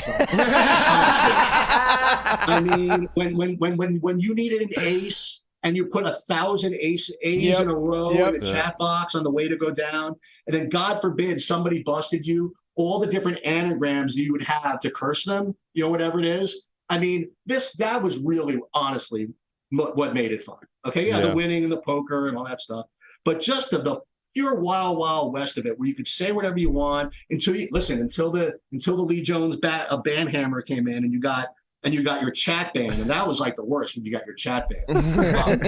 But I thought it was kind of fun. Like someone would say, "Yeah, listen, I don't want to go over all these," but there was incredible like anagrams that would call people all kinds of whining and crying names and things like that.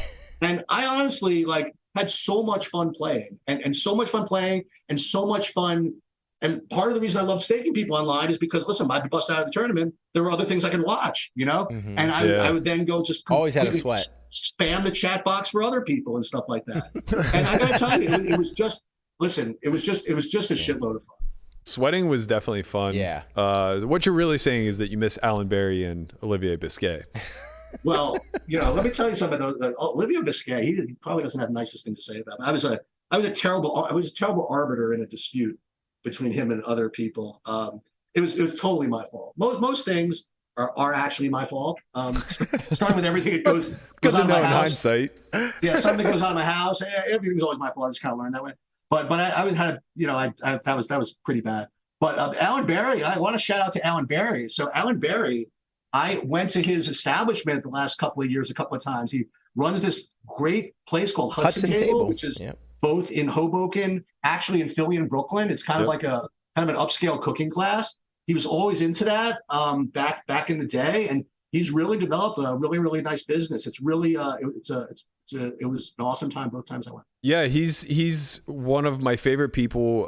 Good friends with Alan. Looking forward to actually having him on at some point. But in case you were wondering if there is still a realm where spamming the chat box still exists, it's my text messages. It's in this chat right here. Maybe a little bit. No, it's in my text exchanges with Alan. He'll just tell me how shit I am 24/7. Nobody watches more poker content than Alan Berry. Like the day he left was the day he started consuming everything, which Went is from a player to a fan. yeah, which is quite fascinating. But never has a single nice thing to say. It's really remarkable. I get told to die in a grease fire on the weekly. And that's why we love Alan. I fucking That's love why this we guy. love him. Angry Alan. Yeah. Well, you brought up Olivier. I'll give you one Olivier thing. So he played as Adonis something or other on Poker Stars. Yeah. Every once in a while, I would play heads up. Not cash, but just heads up sit and goes. And I think that if you have, I don't know what a good ROI is for heads up sit and goes. I would imagine if you're 10%, that's pretty big. Yeah. I imagine. Yeah. I swear, I think that I played him 20 times. I may have won one.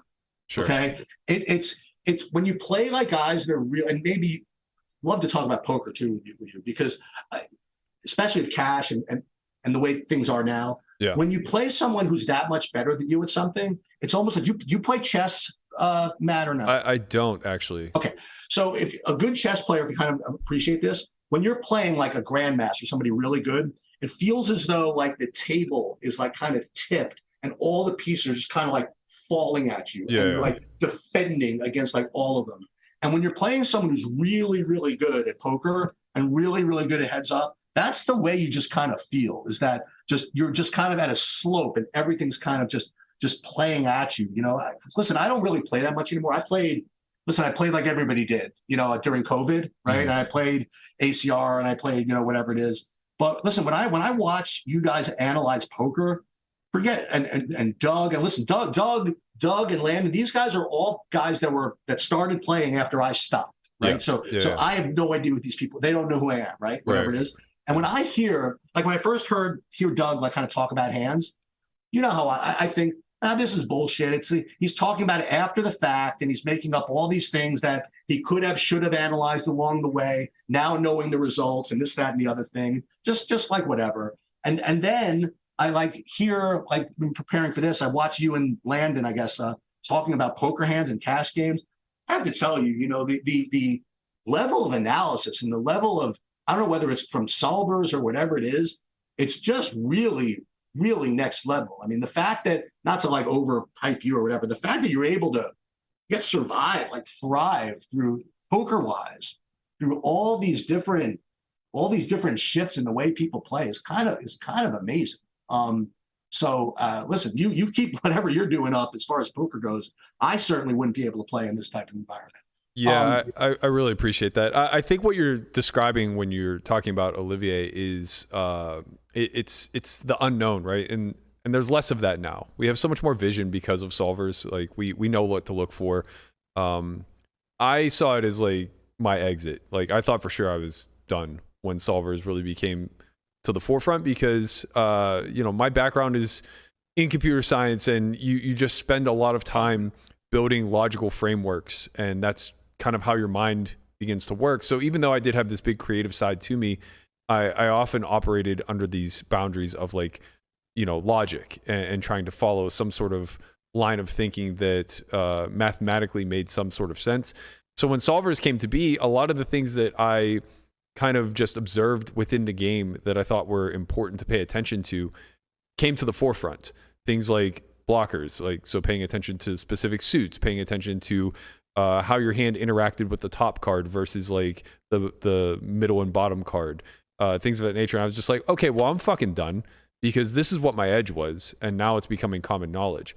But as we advance and the game gets more found out at the surface level, what we realize is just how deep it goes. And the second that you do something like what I'm personally enjoying the most now is like 1,000 big blind poker.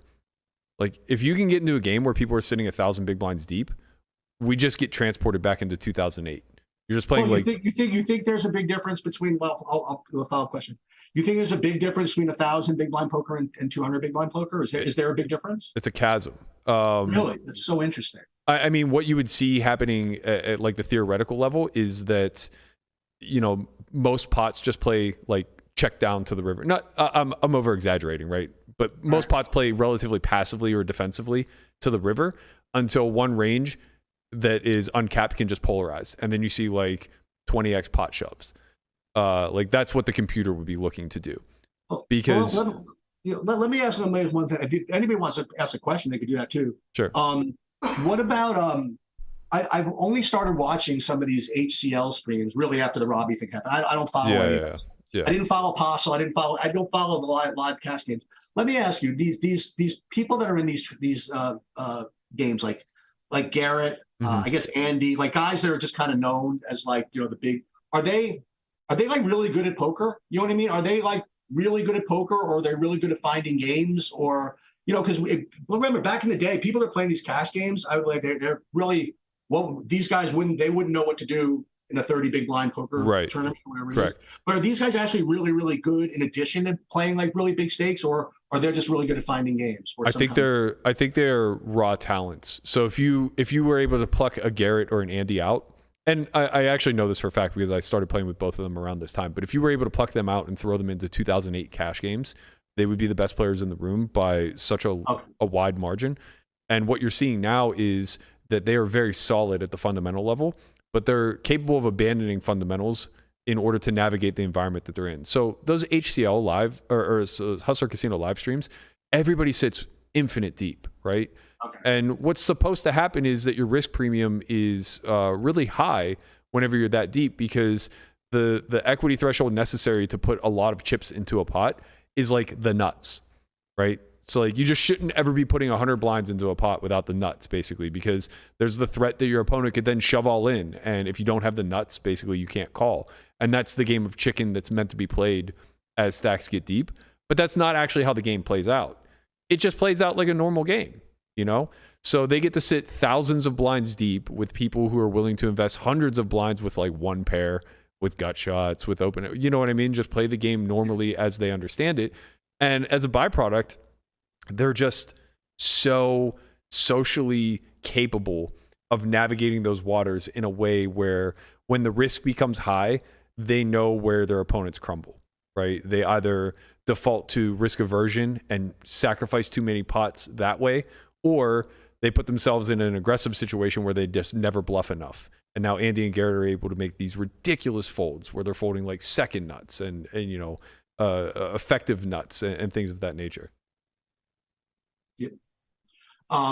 One other, again, just kind of another follow-up, like kind of poker question. Again, I'm just kind of using this as my own platform to figure out, to ask you a couple of questions. I love it. So Landon was talking, I think you were maybe on this stream about, somebody was asking him how to analyze kind of a downswing or something, or somebody was asking, and he was talking about how if you different standard deviations away, you could tell you're playing bad. And that's always the thing I always was interested in with poker. And this was the tragedy of the bad reg in pre-Black Friday, right? The tragedy of the bad reg was is that we talked about earlier about you just have to be good enough, right? All the people that were bad regs were good enough. And then what happens is then they start losing. Right. Now, when you start losing in a game that's a mixture of luck and skill where the information is hidden, right? It's not like backgammon where it's luck, but you see the information. It's you don't literally know when anybody had. You can just only guess, right? The first thing that comes to the bad reg is, well, I just got unlucky. You know what I mean? And that's fine. That's part of variance. Yep. But then after a while, like how do you know if you're just getting lucky? How do you know if you're not just on a regular downswing? How do you know if you're just bad? And the bad reg, like, eventually just thought that people were cheating him. You know what I mean? And it's really, I guess, the same thing that makes poker nasty is what makes poker awesome, right? Is that you sometimes you really don't know if you're playing well and you really don't know if you're playing bad.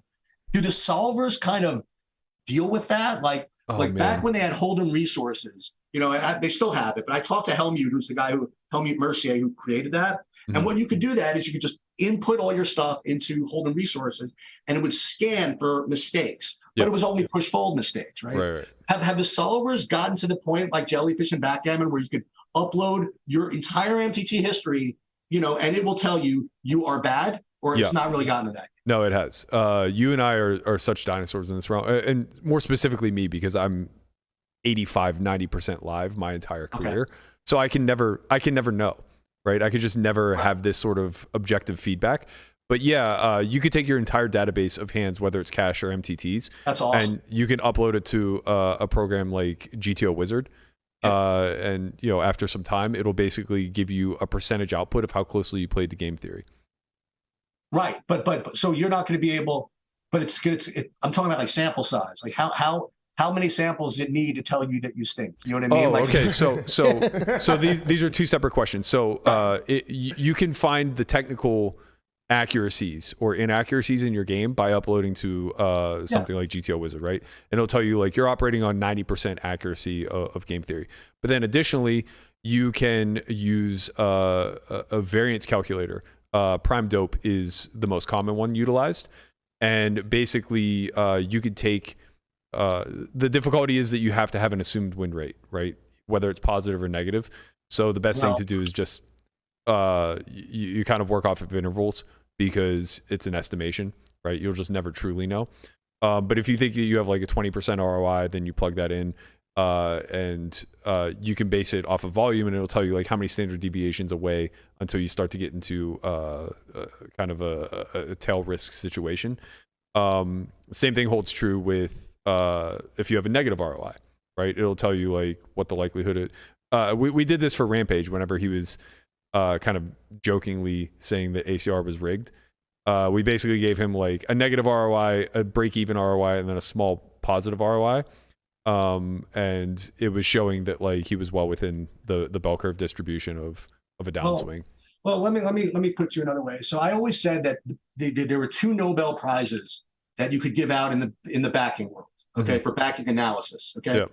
and they're related. The first Nobel Prize goes to the person who answers this question: is how many MTTs does a player have to play to have a reasonable estimation of what his true ROI is? Okay, that is Nobel Prize number 1, and you normalize for 10 rebuy versus 100 rebuy, whatever. Yep. How many of those?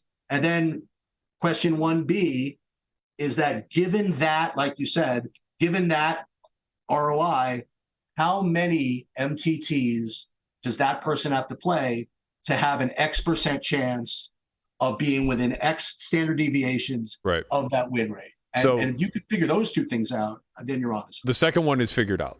That's what the Prime Dope calculator does. That's what I figured. The first one is the problem because it's impossible for us to know, right? Like we're always going to be operating on some level of error when it comes to estimating win rates. But what we do have available to us is 20 years of data. So we know what's achievable. We know what the floor and the ceiling of win rates at least are, as far as like MTTs go. And we've kind of seen the shift. When you and I were playing online pre-Black Friday, it was possible to have ROIs in the hundreds for sure. Look at that thing. That is solve for something. What is that? This is the Prime Dope calculator. That looks dope to me. It's insane. So it only takes in 4 data points. It's your win rate. The other thing that you have to estimate is what you think the standard deviation is in big blinds. But again, like this has been pretty much standardized across the board, at least for online. We know that.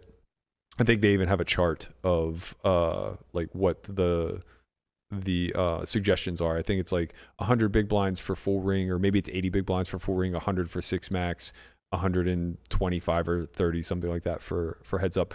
So yeah, there's a lot of work that's being done here, but you'll never have the confidence that we all seek. And if you're a live player, you're drawing dead. Like you just have to be able to show up every day and observe. Well, that's the question, right? So I really even finished my point about online versus live, right? Back in the day, online was considered easier than live, but obviously now it's, the live is easier.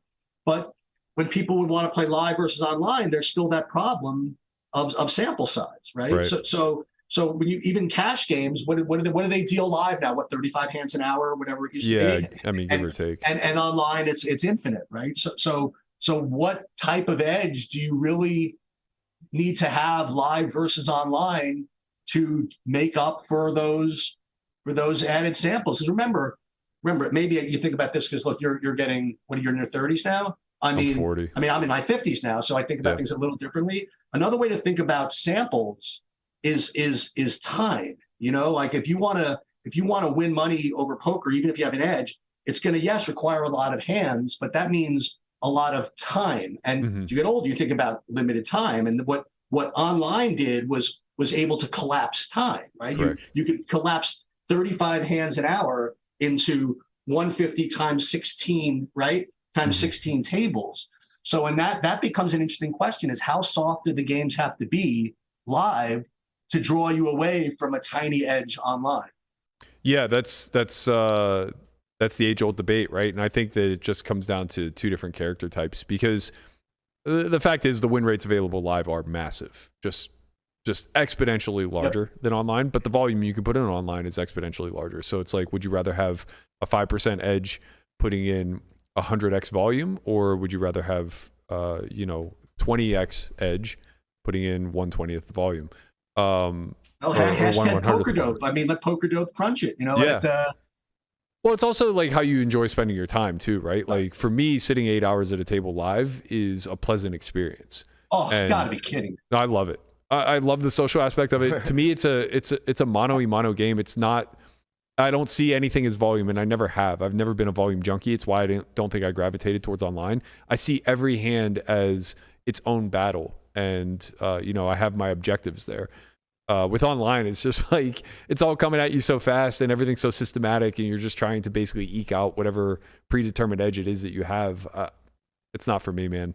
I would like to tell you the last time I played live, and I will. I shall not be going back to. I will not be going back to Borgata because of this. Because of the way it's happened. So I was in a tournament a while ago now, 6-7 years ago, something like that. And it was a stupid, it was an evening tournament. It busted out something or other, whatever. And I was sitting, and there was this dude to my right who was just had tattoos, just kind of like a musclehead guy, who was just being very aggressive, just being whatever, and just slamming his hand on the table when he lost, whatever it is. Listen, he wasn't bothering me, even though the experience was completely stupid, right? Yeah. So he was to my right, and he raised, and someone else went all in for 6 big blinds. He flat called. I didn't think he had much to do that. I had 6-7 of hearts, and I isolated all in. Okay. It folds around, this gentleman folds. Okay. And I end up busting the guy, with something. Guy gives me a look. He said, "What the hell are you doing?" Right. He didn't use the word hell. Right. He said, "I'm like, whatever." Right. I just ignored him. Then a little later on, same thing happens. This time somebody else goes all in for 8 big blinds. The guy flat calls. Same thing. I just isolated him with nothing. Gets back to him, and he calls. He has ace king, and I bust him. Right? And no, excuse me, I don't bust him. He has a couple of blinds left, and he looks at me and he says, "Am I allowed to curse on this or no?" Yeah, Sure. yeah, go nuts. He says, "You fucking faggot." Right? This is so New York. So New York. I mean, how do you respond to that? You know what I mean? And, you should have kissed him on the lips. Well, I was a little better, right? I said, "Sir, whatever hand I choose to play and whoever I choose to have sex with is my own business." and the table laughed, but the sarcasm was a little lost on this gentleman. Sure. And he threw the chair down like that, right? Mm-hmm. And then meanwhile, what I've left out of all this is the floor. Nobody would do anything, right? Yeah. And the floor comes over, and I'm like, "Are you going to do anything?" He's like, "What would you like me to do?" And this is the weird thing about poker. I'm like, if this is a cash game, I'd get up. You know what I mean? Yeah. It's a tournament. I can't get up. What would you like me to do? Right? And they said, "There's nothing we could do." I'm like, "Okay." I literally left my chips on the table and never went back to that poker. That's wild. Yeah, I know I overreacted, whatever it is, but I just have no interest. I will go back eventually, but that place really annoyed me. I don't know if you heard, but there's $1 million guaranteed the 1st in January. I will be in the Bahamas that week. Thank you very much. No. You're going to the Bahamas at the end of the month, no? Nope. And the funniest thing you say that is, no, I'm going. I have kids. They're all out of college now. Oh, wow. My vacation days are different. Okay, so you're not going to Borgata. God bless you. would love to dodge there, but I'm a slave to the $1 million guarantee. You're not going to PSPC at the end of the month. Where is that? The Bahamas. Oh, you mean the tournament? Yeah, No, yeah. and the funny thing is the tournament was always like right around my birthday. Yeah. My birthday January 11th, and I never played PCA. I never played PCA all my years. I played Aruba, but never played. As a matter of fact, when I played Aruba, that was the year that Lindgren won. Oh, okay. And, yeah. And one spend forever on this, but whatever. We'll do it anyway. So I won my seat from Aruba online. My son, who's now Probably 20, on UB. right? My son is 20. Then he was like 3, not even. He was like 1, Yeah. and he was on my lap, and we were 3-handed, and I had 1 million chips already, and they only paid 2 seats. So I was basically sitting out, letting these two kind of do whatever. Back then, it was like impolite, I guess, just go all in every hand, whatever. Yeah. So I was just letting them duke it out. And somebody would go all in, I would just automatically fold. And then one time somebody goes all in, and my son like reaches over me like, and he like hits the click button and with like 6'8" offsuit and busts this guy, right? and the guy who won the seat along with me was actually Josh Arieh, aka Adel Angelo at the time. Yeah, That's incredible. That's crazy. That is true. He owes your son a thank you. Yes, but I'll tell you what, I'll get one more. So it's not really admitting to anything. Yeah, okay, I'll do it. So back in the days of party poker, right? The days of like, remember, it was kind of like, let's just say it was kind of the Wild West out there. Sure. And I had my account. I'm like, what could be the harm? I'll open up another account, right? Because listen, it's weird to think of it this way, that people actually think like, but boy, if I have one account and I bust out of a tournament, wouldn't it be cool to have another one, right? Makes logical sense, right? Yeah. You don't think about that it's like in any way unethical at the time, right? Right, so I yeah. said I opened it up, and I opened up under my son's name, and my son was 2. Okay, my son was 2, and after a couple of days, I'm like, this feels wrong, whatever it is. So I wanted to cancel the account, and he had kind of money. I had money in the kid's account, so I got a hold of Party Poker's customer service. Right, They actually had a phone. And I said, listen, I was totally honest. Listen, my name is Eric Haber. My account Sheets World. This other account is, listen, I feel really bad about this. I opened up an account under my son's name. I know it's not right. Could just do me a favor. Could we just close the account and transfer the money? I said, well, I'm sorry, sir, but we need to speak to the owner of the account and make any changes. I said, Sure. Yeah, okay, but he's won. Right. So I figured, maybe you could just help me out here and, just close the account. And they said, well, like I said, we have to speak to them. Like, well, you know what? He's won. So I don't really let him talk to strangers. You know what I'm saying? Right? And they said, well, hold on. So this is like a showdown at the OK Corral. Right. So they speak to their manager. They said, well, according to the regulations, to cancel an account, we need you to send over the driver's license of the account owner. And I said, well, he's won, but you know what? His big wheel has one of those fake ones that come with it. You know what I mean? Like one of those things. If you want, I can kind of send that over if that'll help.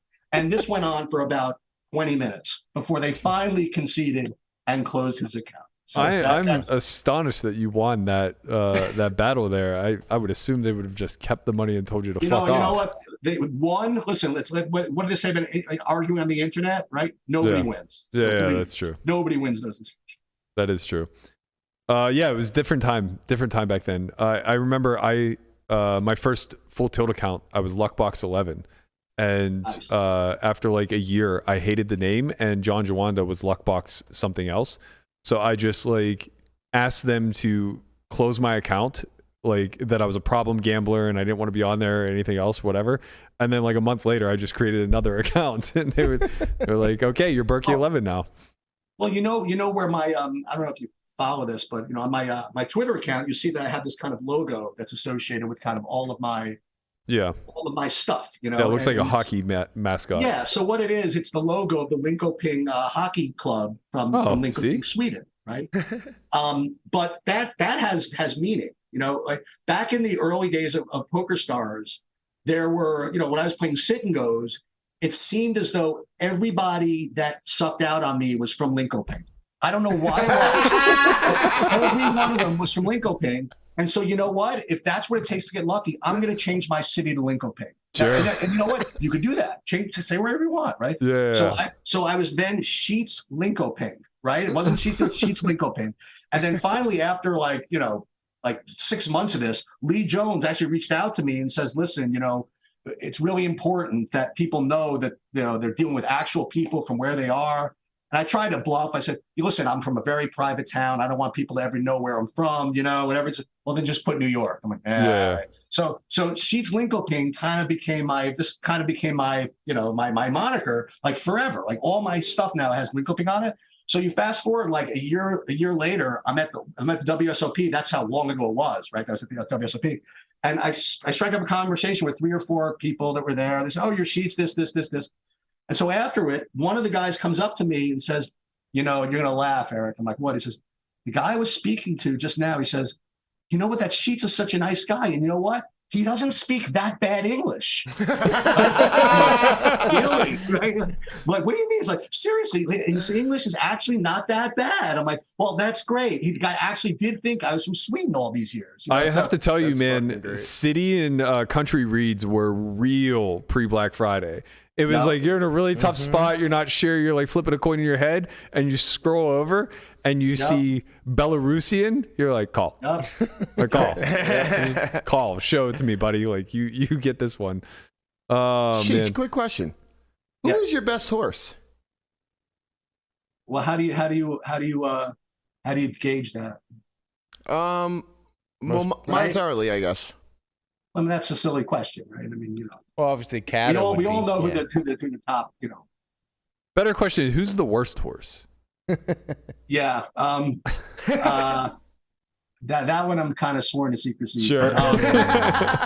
But you know what I do like? Listen, well, the fact that it is, I like the horses that I actually did enjoy speaking with also on the side or whatever. Listen, like Efro, he's been in this chat. I mean, Efro and that whole crew, like Efro and T Soprano and there's another guy from that whole crew. There's one guy that we had in that crew that passed away actually. But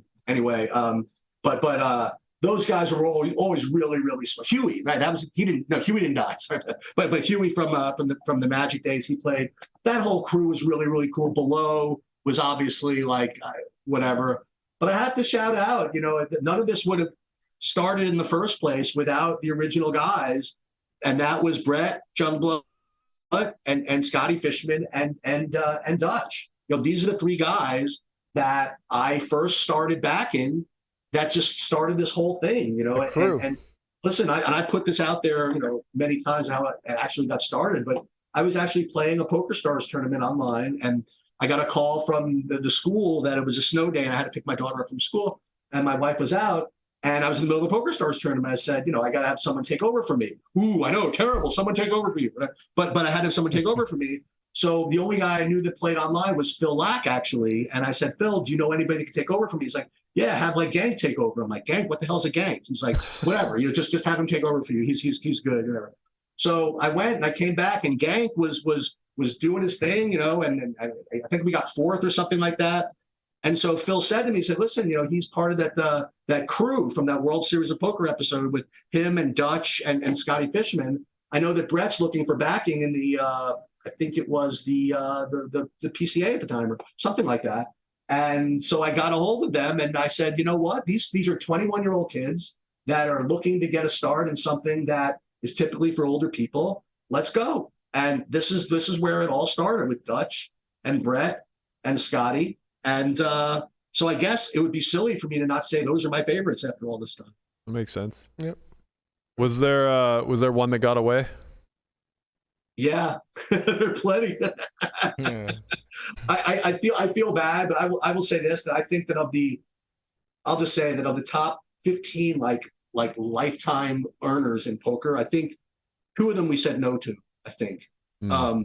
Yeah, there are definitely plenty, but I mean, like I said, what are you going to do? You make your decisions as best as you can with the information that you have, and and there's some people that said no to us, and they went on to make millions and stuff like that. But that's all good too. Anything that advances the industry is really good. Yeah, I think that's a pretty good sentiment to have. You can't really cry over spilt milk when you guys had such success. I think that's a good spot for us to wrap. I really appreciate you doing this. I could do this all day, man. Reminiscing about the old days to me is a lost art. Having Landon around really reminds me of how little this generation has perspective over, basically the boom as a whole. And I'm very nostalgic for it, but also I think it's such a critical part to this game's history that it's worth retelling. Wait, I have to. Go ahead. I have to shout out these guys that I didn't pay homage to.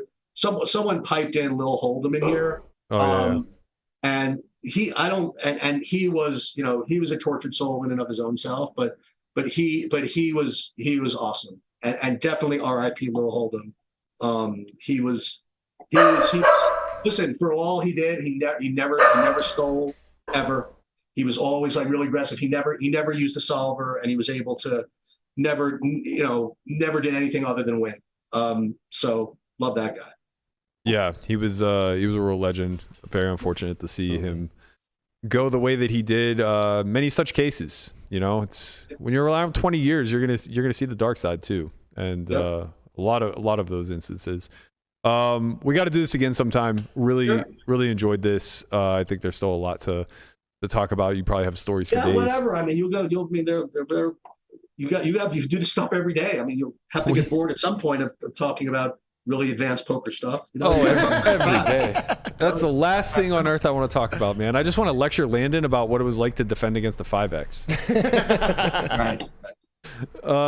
Thank you so much. I think USA is up 1-0. That's good news. Okay, that's great. That means that we'll have something to talk about in the upcoming days. Let me just whatever. So again, the thing I'm doing now is daily fantasy sports. Yeah. And I have a site, True DFS, TrueDFS, which I do with Bobby Firestone. He's really, really good. It's my new little project that I'm working on. I tell my son, who's now 20. I said, listen, the brain is like any other organism. If you don't use it every day, it's just going to atrophy, So even at my very, very advanced age, I always like to learn about new stuff. And the DFS content is kind of what I'm kind of putting a little work in right now. I also have a sports betting app called Better Takes, BETTORTAKES. I'm kind of part of. What that does is it analyzes your betting history to kind of identify biases and see if maybe you could learn from them or something like that. I don't know. We'll see. Really great. But just stuff to keep me busy. Both of those sites are kind of information sites? Yep. Nice. Hey, Eric, as a fellow Long Islander, I have a quick question. Jets or Giants? I'm a Giants fan. Okay. If that's what you mean. Yeah. I mean, that's what it is. Giant, they're different clusters, right? Giants, Yankees, Knicks, McDonald's, and Coke,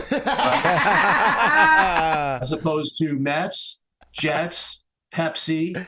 You know what I mean? And Conrad's over there with he's a Jets and Pepsi fan. I like every team in New York, but I definitely take Pepsi over Coke.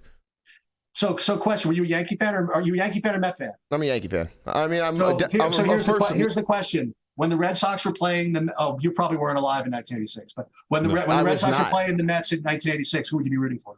It would definitely be the Mets, and it wouldn't be a question. I was too. Yeah. It wouldn't be. I wouldn't even I wouldn't even go to Boston.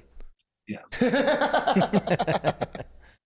I mean, it's tough to root by for the your way, rival. By the way, if you like sports, don't do DFS because it'll make you really just not care about sports anymore. I mean, daily fantasy sports, really, like you just don't even care who wins anymore. Are you playing traditional daily now, or are you in the best ball streets? No, just DFS, just regular DFS, like all the sports, basketball, baseball, League of Legends, all kinds of crazy stuff. League of Legends. Dude, let me tell you something. I went to the League of Legends quarterfinals at Hulu Theater in Madison Square Garden a couple of months ago. Just because, again, I want to be able to experience everything that I've been on. I've been to a NASCAR event this year. I went to League of Legends. I went to tennis. I went to MMA. How many people do you think were at both the League of Legends event and the MMA event? It's got to be a very small crossover there. One. That Venn diagram is pretty narrow. If you put NASCAR in there, it's only you. Yeah, that part's very true. Oh man, I really enjoyed this. I look forward to doing it again. Thank you so much for everything you contributed to the community throughout the years. And thank you for being so candid in this discussion. I know that there's a lot of dicey areas for us to navigate from days of yore, but really enjoyable to go down these old timey paths, so to speak.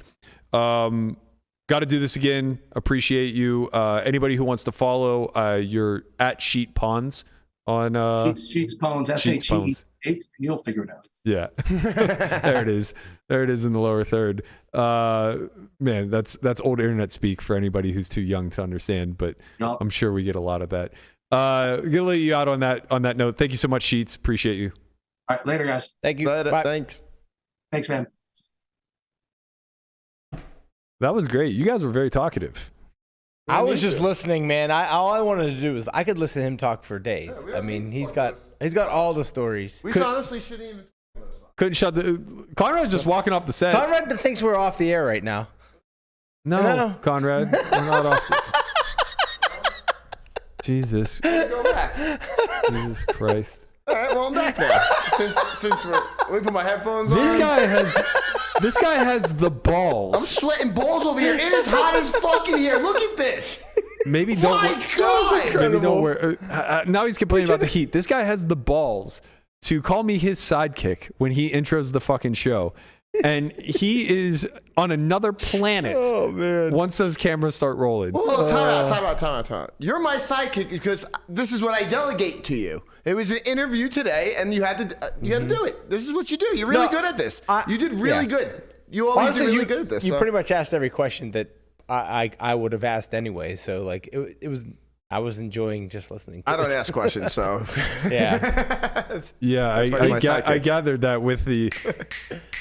And then it's like Conrad, and he's like, "Oh, I got nothing." Well, no, I went like this to say no. Never mind. You got to communicate it to the middleman. I did. I was. Well, I mean, listen. My question Things are in was- motion too fast. Yeah, my question He went was- from wanting to have a question to not wanting to have a question in a matter of 3 seconds. because he Yeah, literally that's stated Conrad. immediately what it was. It was how many Yeah. people the most you had in the main, and then he immediately said it. So you knew you had a good question. That's how good it was. He anticipated. Imagine how great of a feeling would it be if you're like you're backing all these people, and then you get to the main and you're just free rolling the main with Yeah. 6 Jesus. people.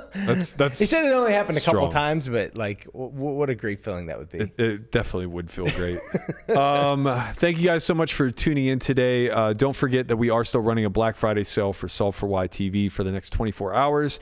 So if you're interested in seeing 8 seasons of Poker Out Loud, all of the adjoining On Second Thoughts, dozens upon dozens of courses, as well as masterminds galore, head over to solveforwhy.io. 50% off your first 3 months.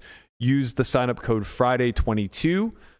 You also have a 2-week free trial that if you cancel prior to it expiring, you will not be The charged. code is set to end on December 1st, so I don't know how the system exactly works. Might if it's be going to end 12:01. it could be. Yeah, you might get all of tomorrow, but you might just get today. So get in there now and get that deal. I fucking love you, Brian. You're so good at that. Just saying. I just don't want them to miss out on the great deal. You can't have them miss out on the deal. Reminder also that tomorrow we will be giving away a 12K package to the Win Don't miss out on that either. WPT Championship that's taking place on December 12th. All you have to do is subscribe and or become a member of our YouTube. Members will get 10x luck factor, so you have a slightly better chance of winning that way. Follow our socials, Solve for Why TV and Only Friends Pod, as well as be present in the chat. The way we do the contest is we use Nightbot to randomize all of the names that are in the chat, so you must be active in order to qualify. Best of luck to one of you. Win a 12K package, just all the EV in the world.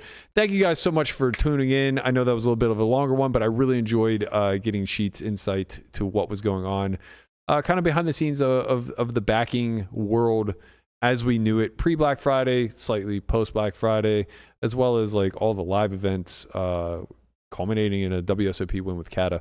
Very fascinating stuff. I hope you guys enjoyed it. We're going to be doing more of this coming up in the future.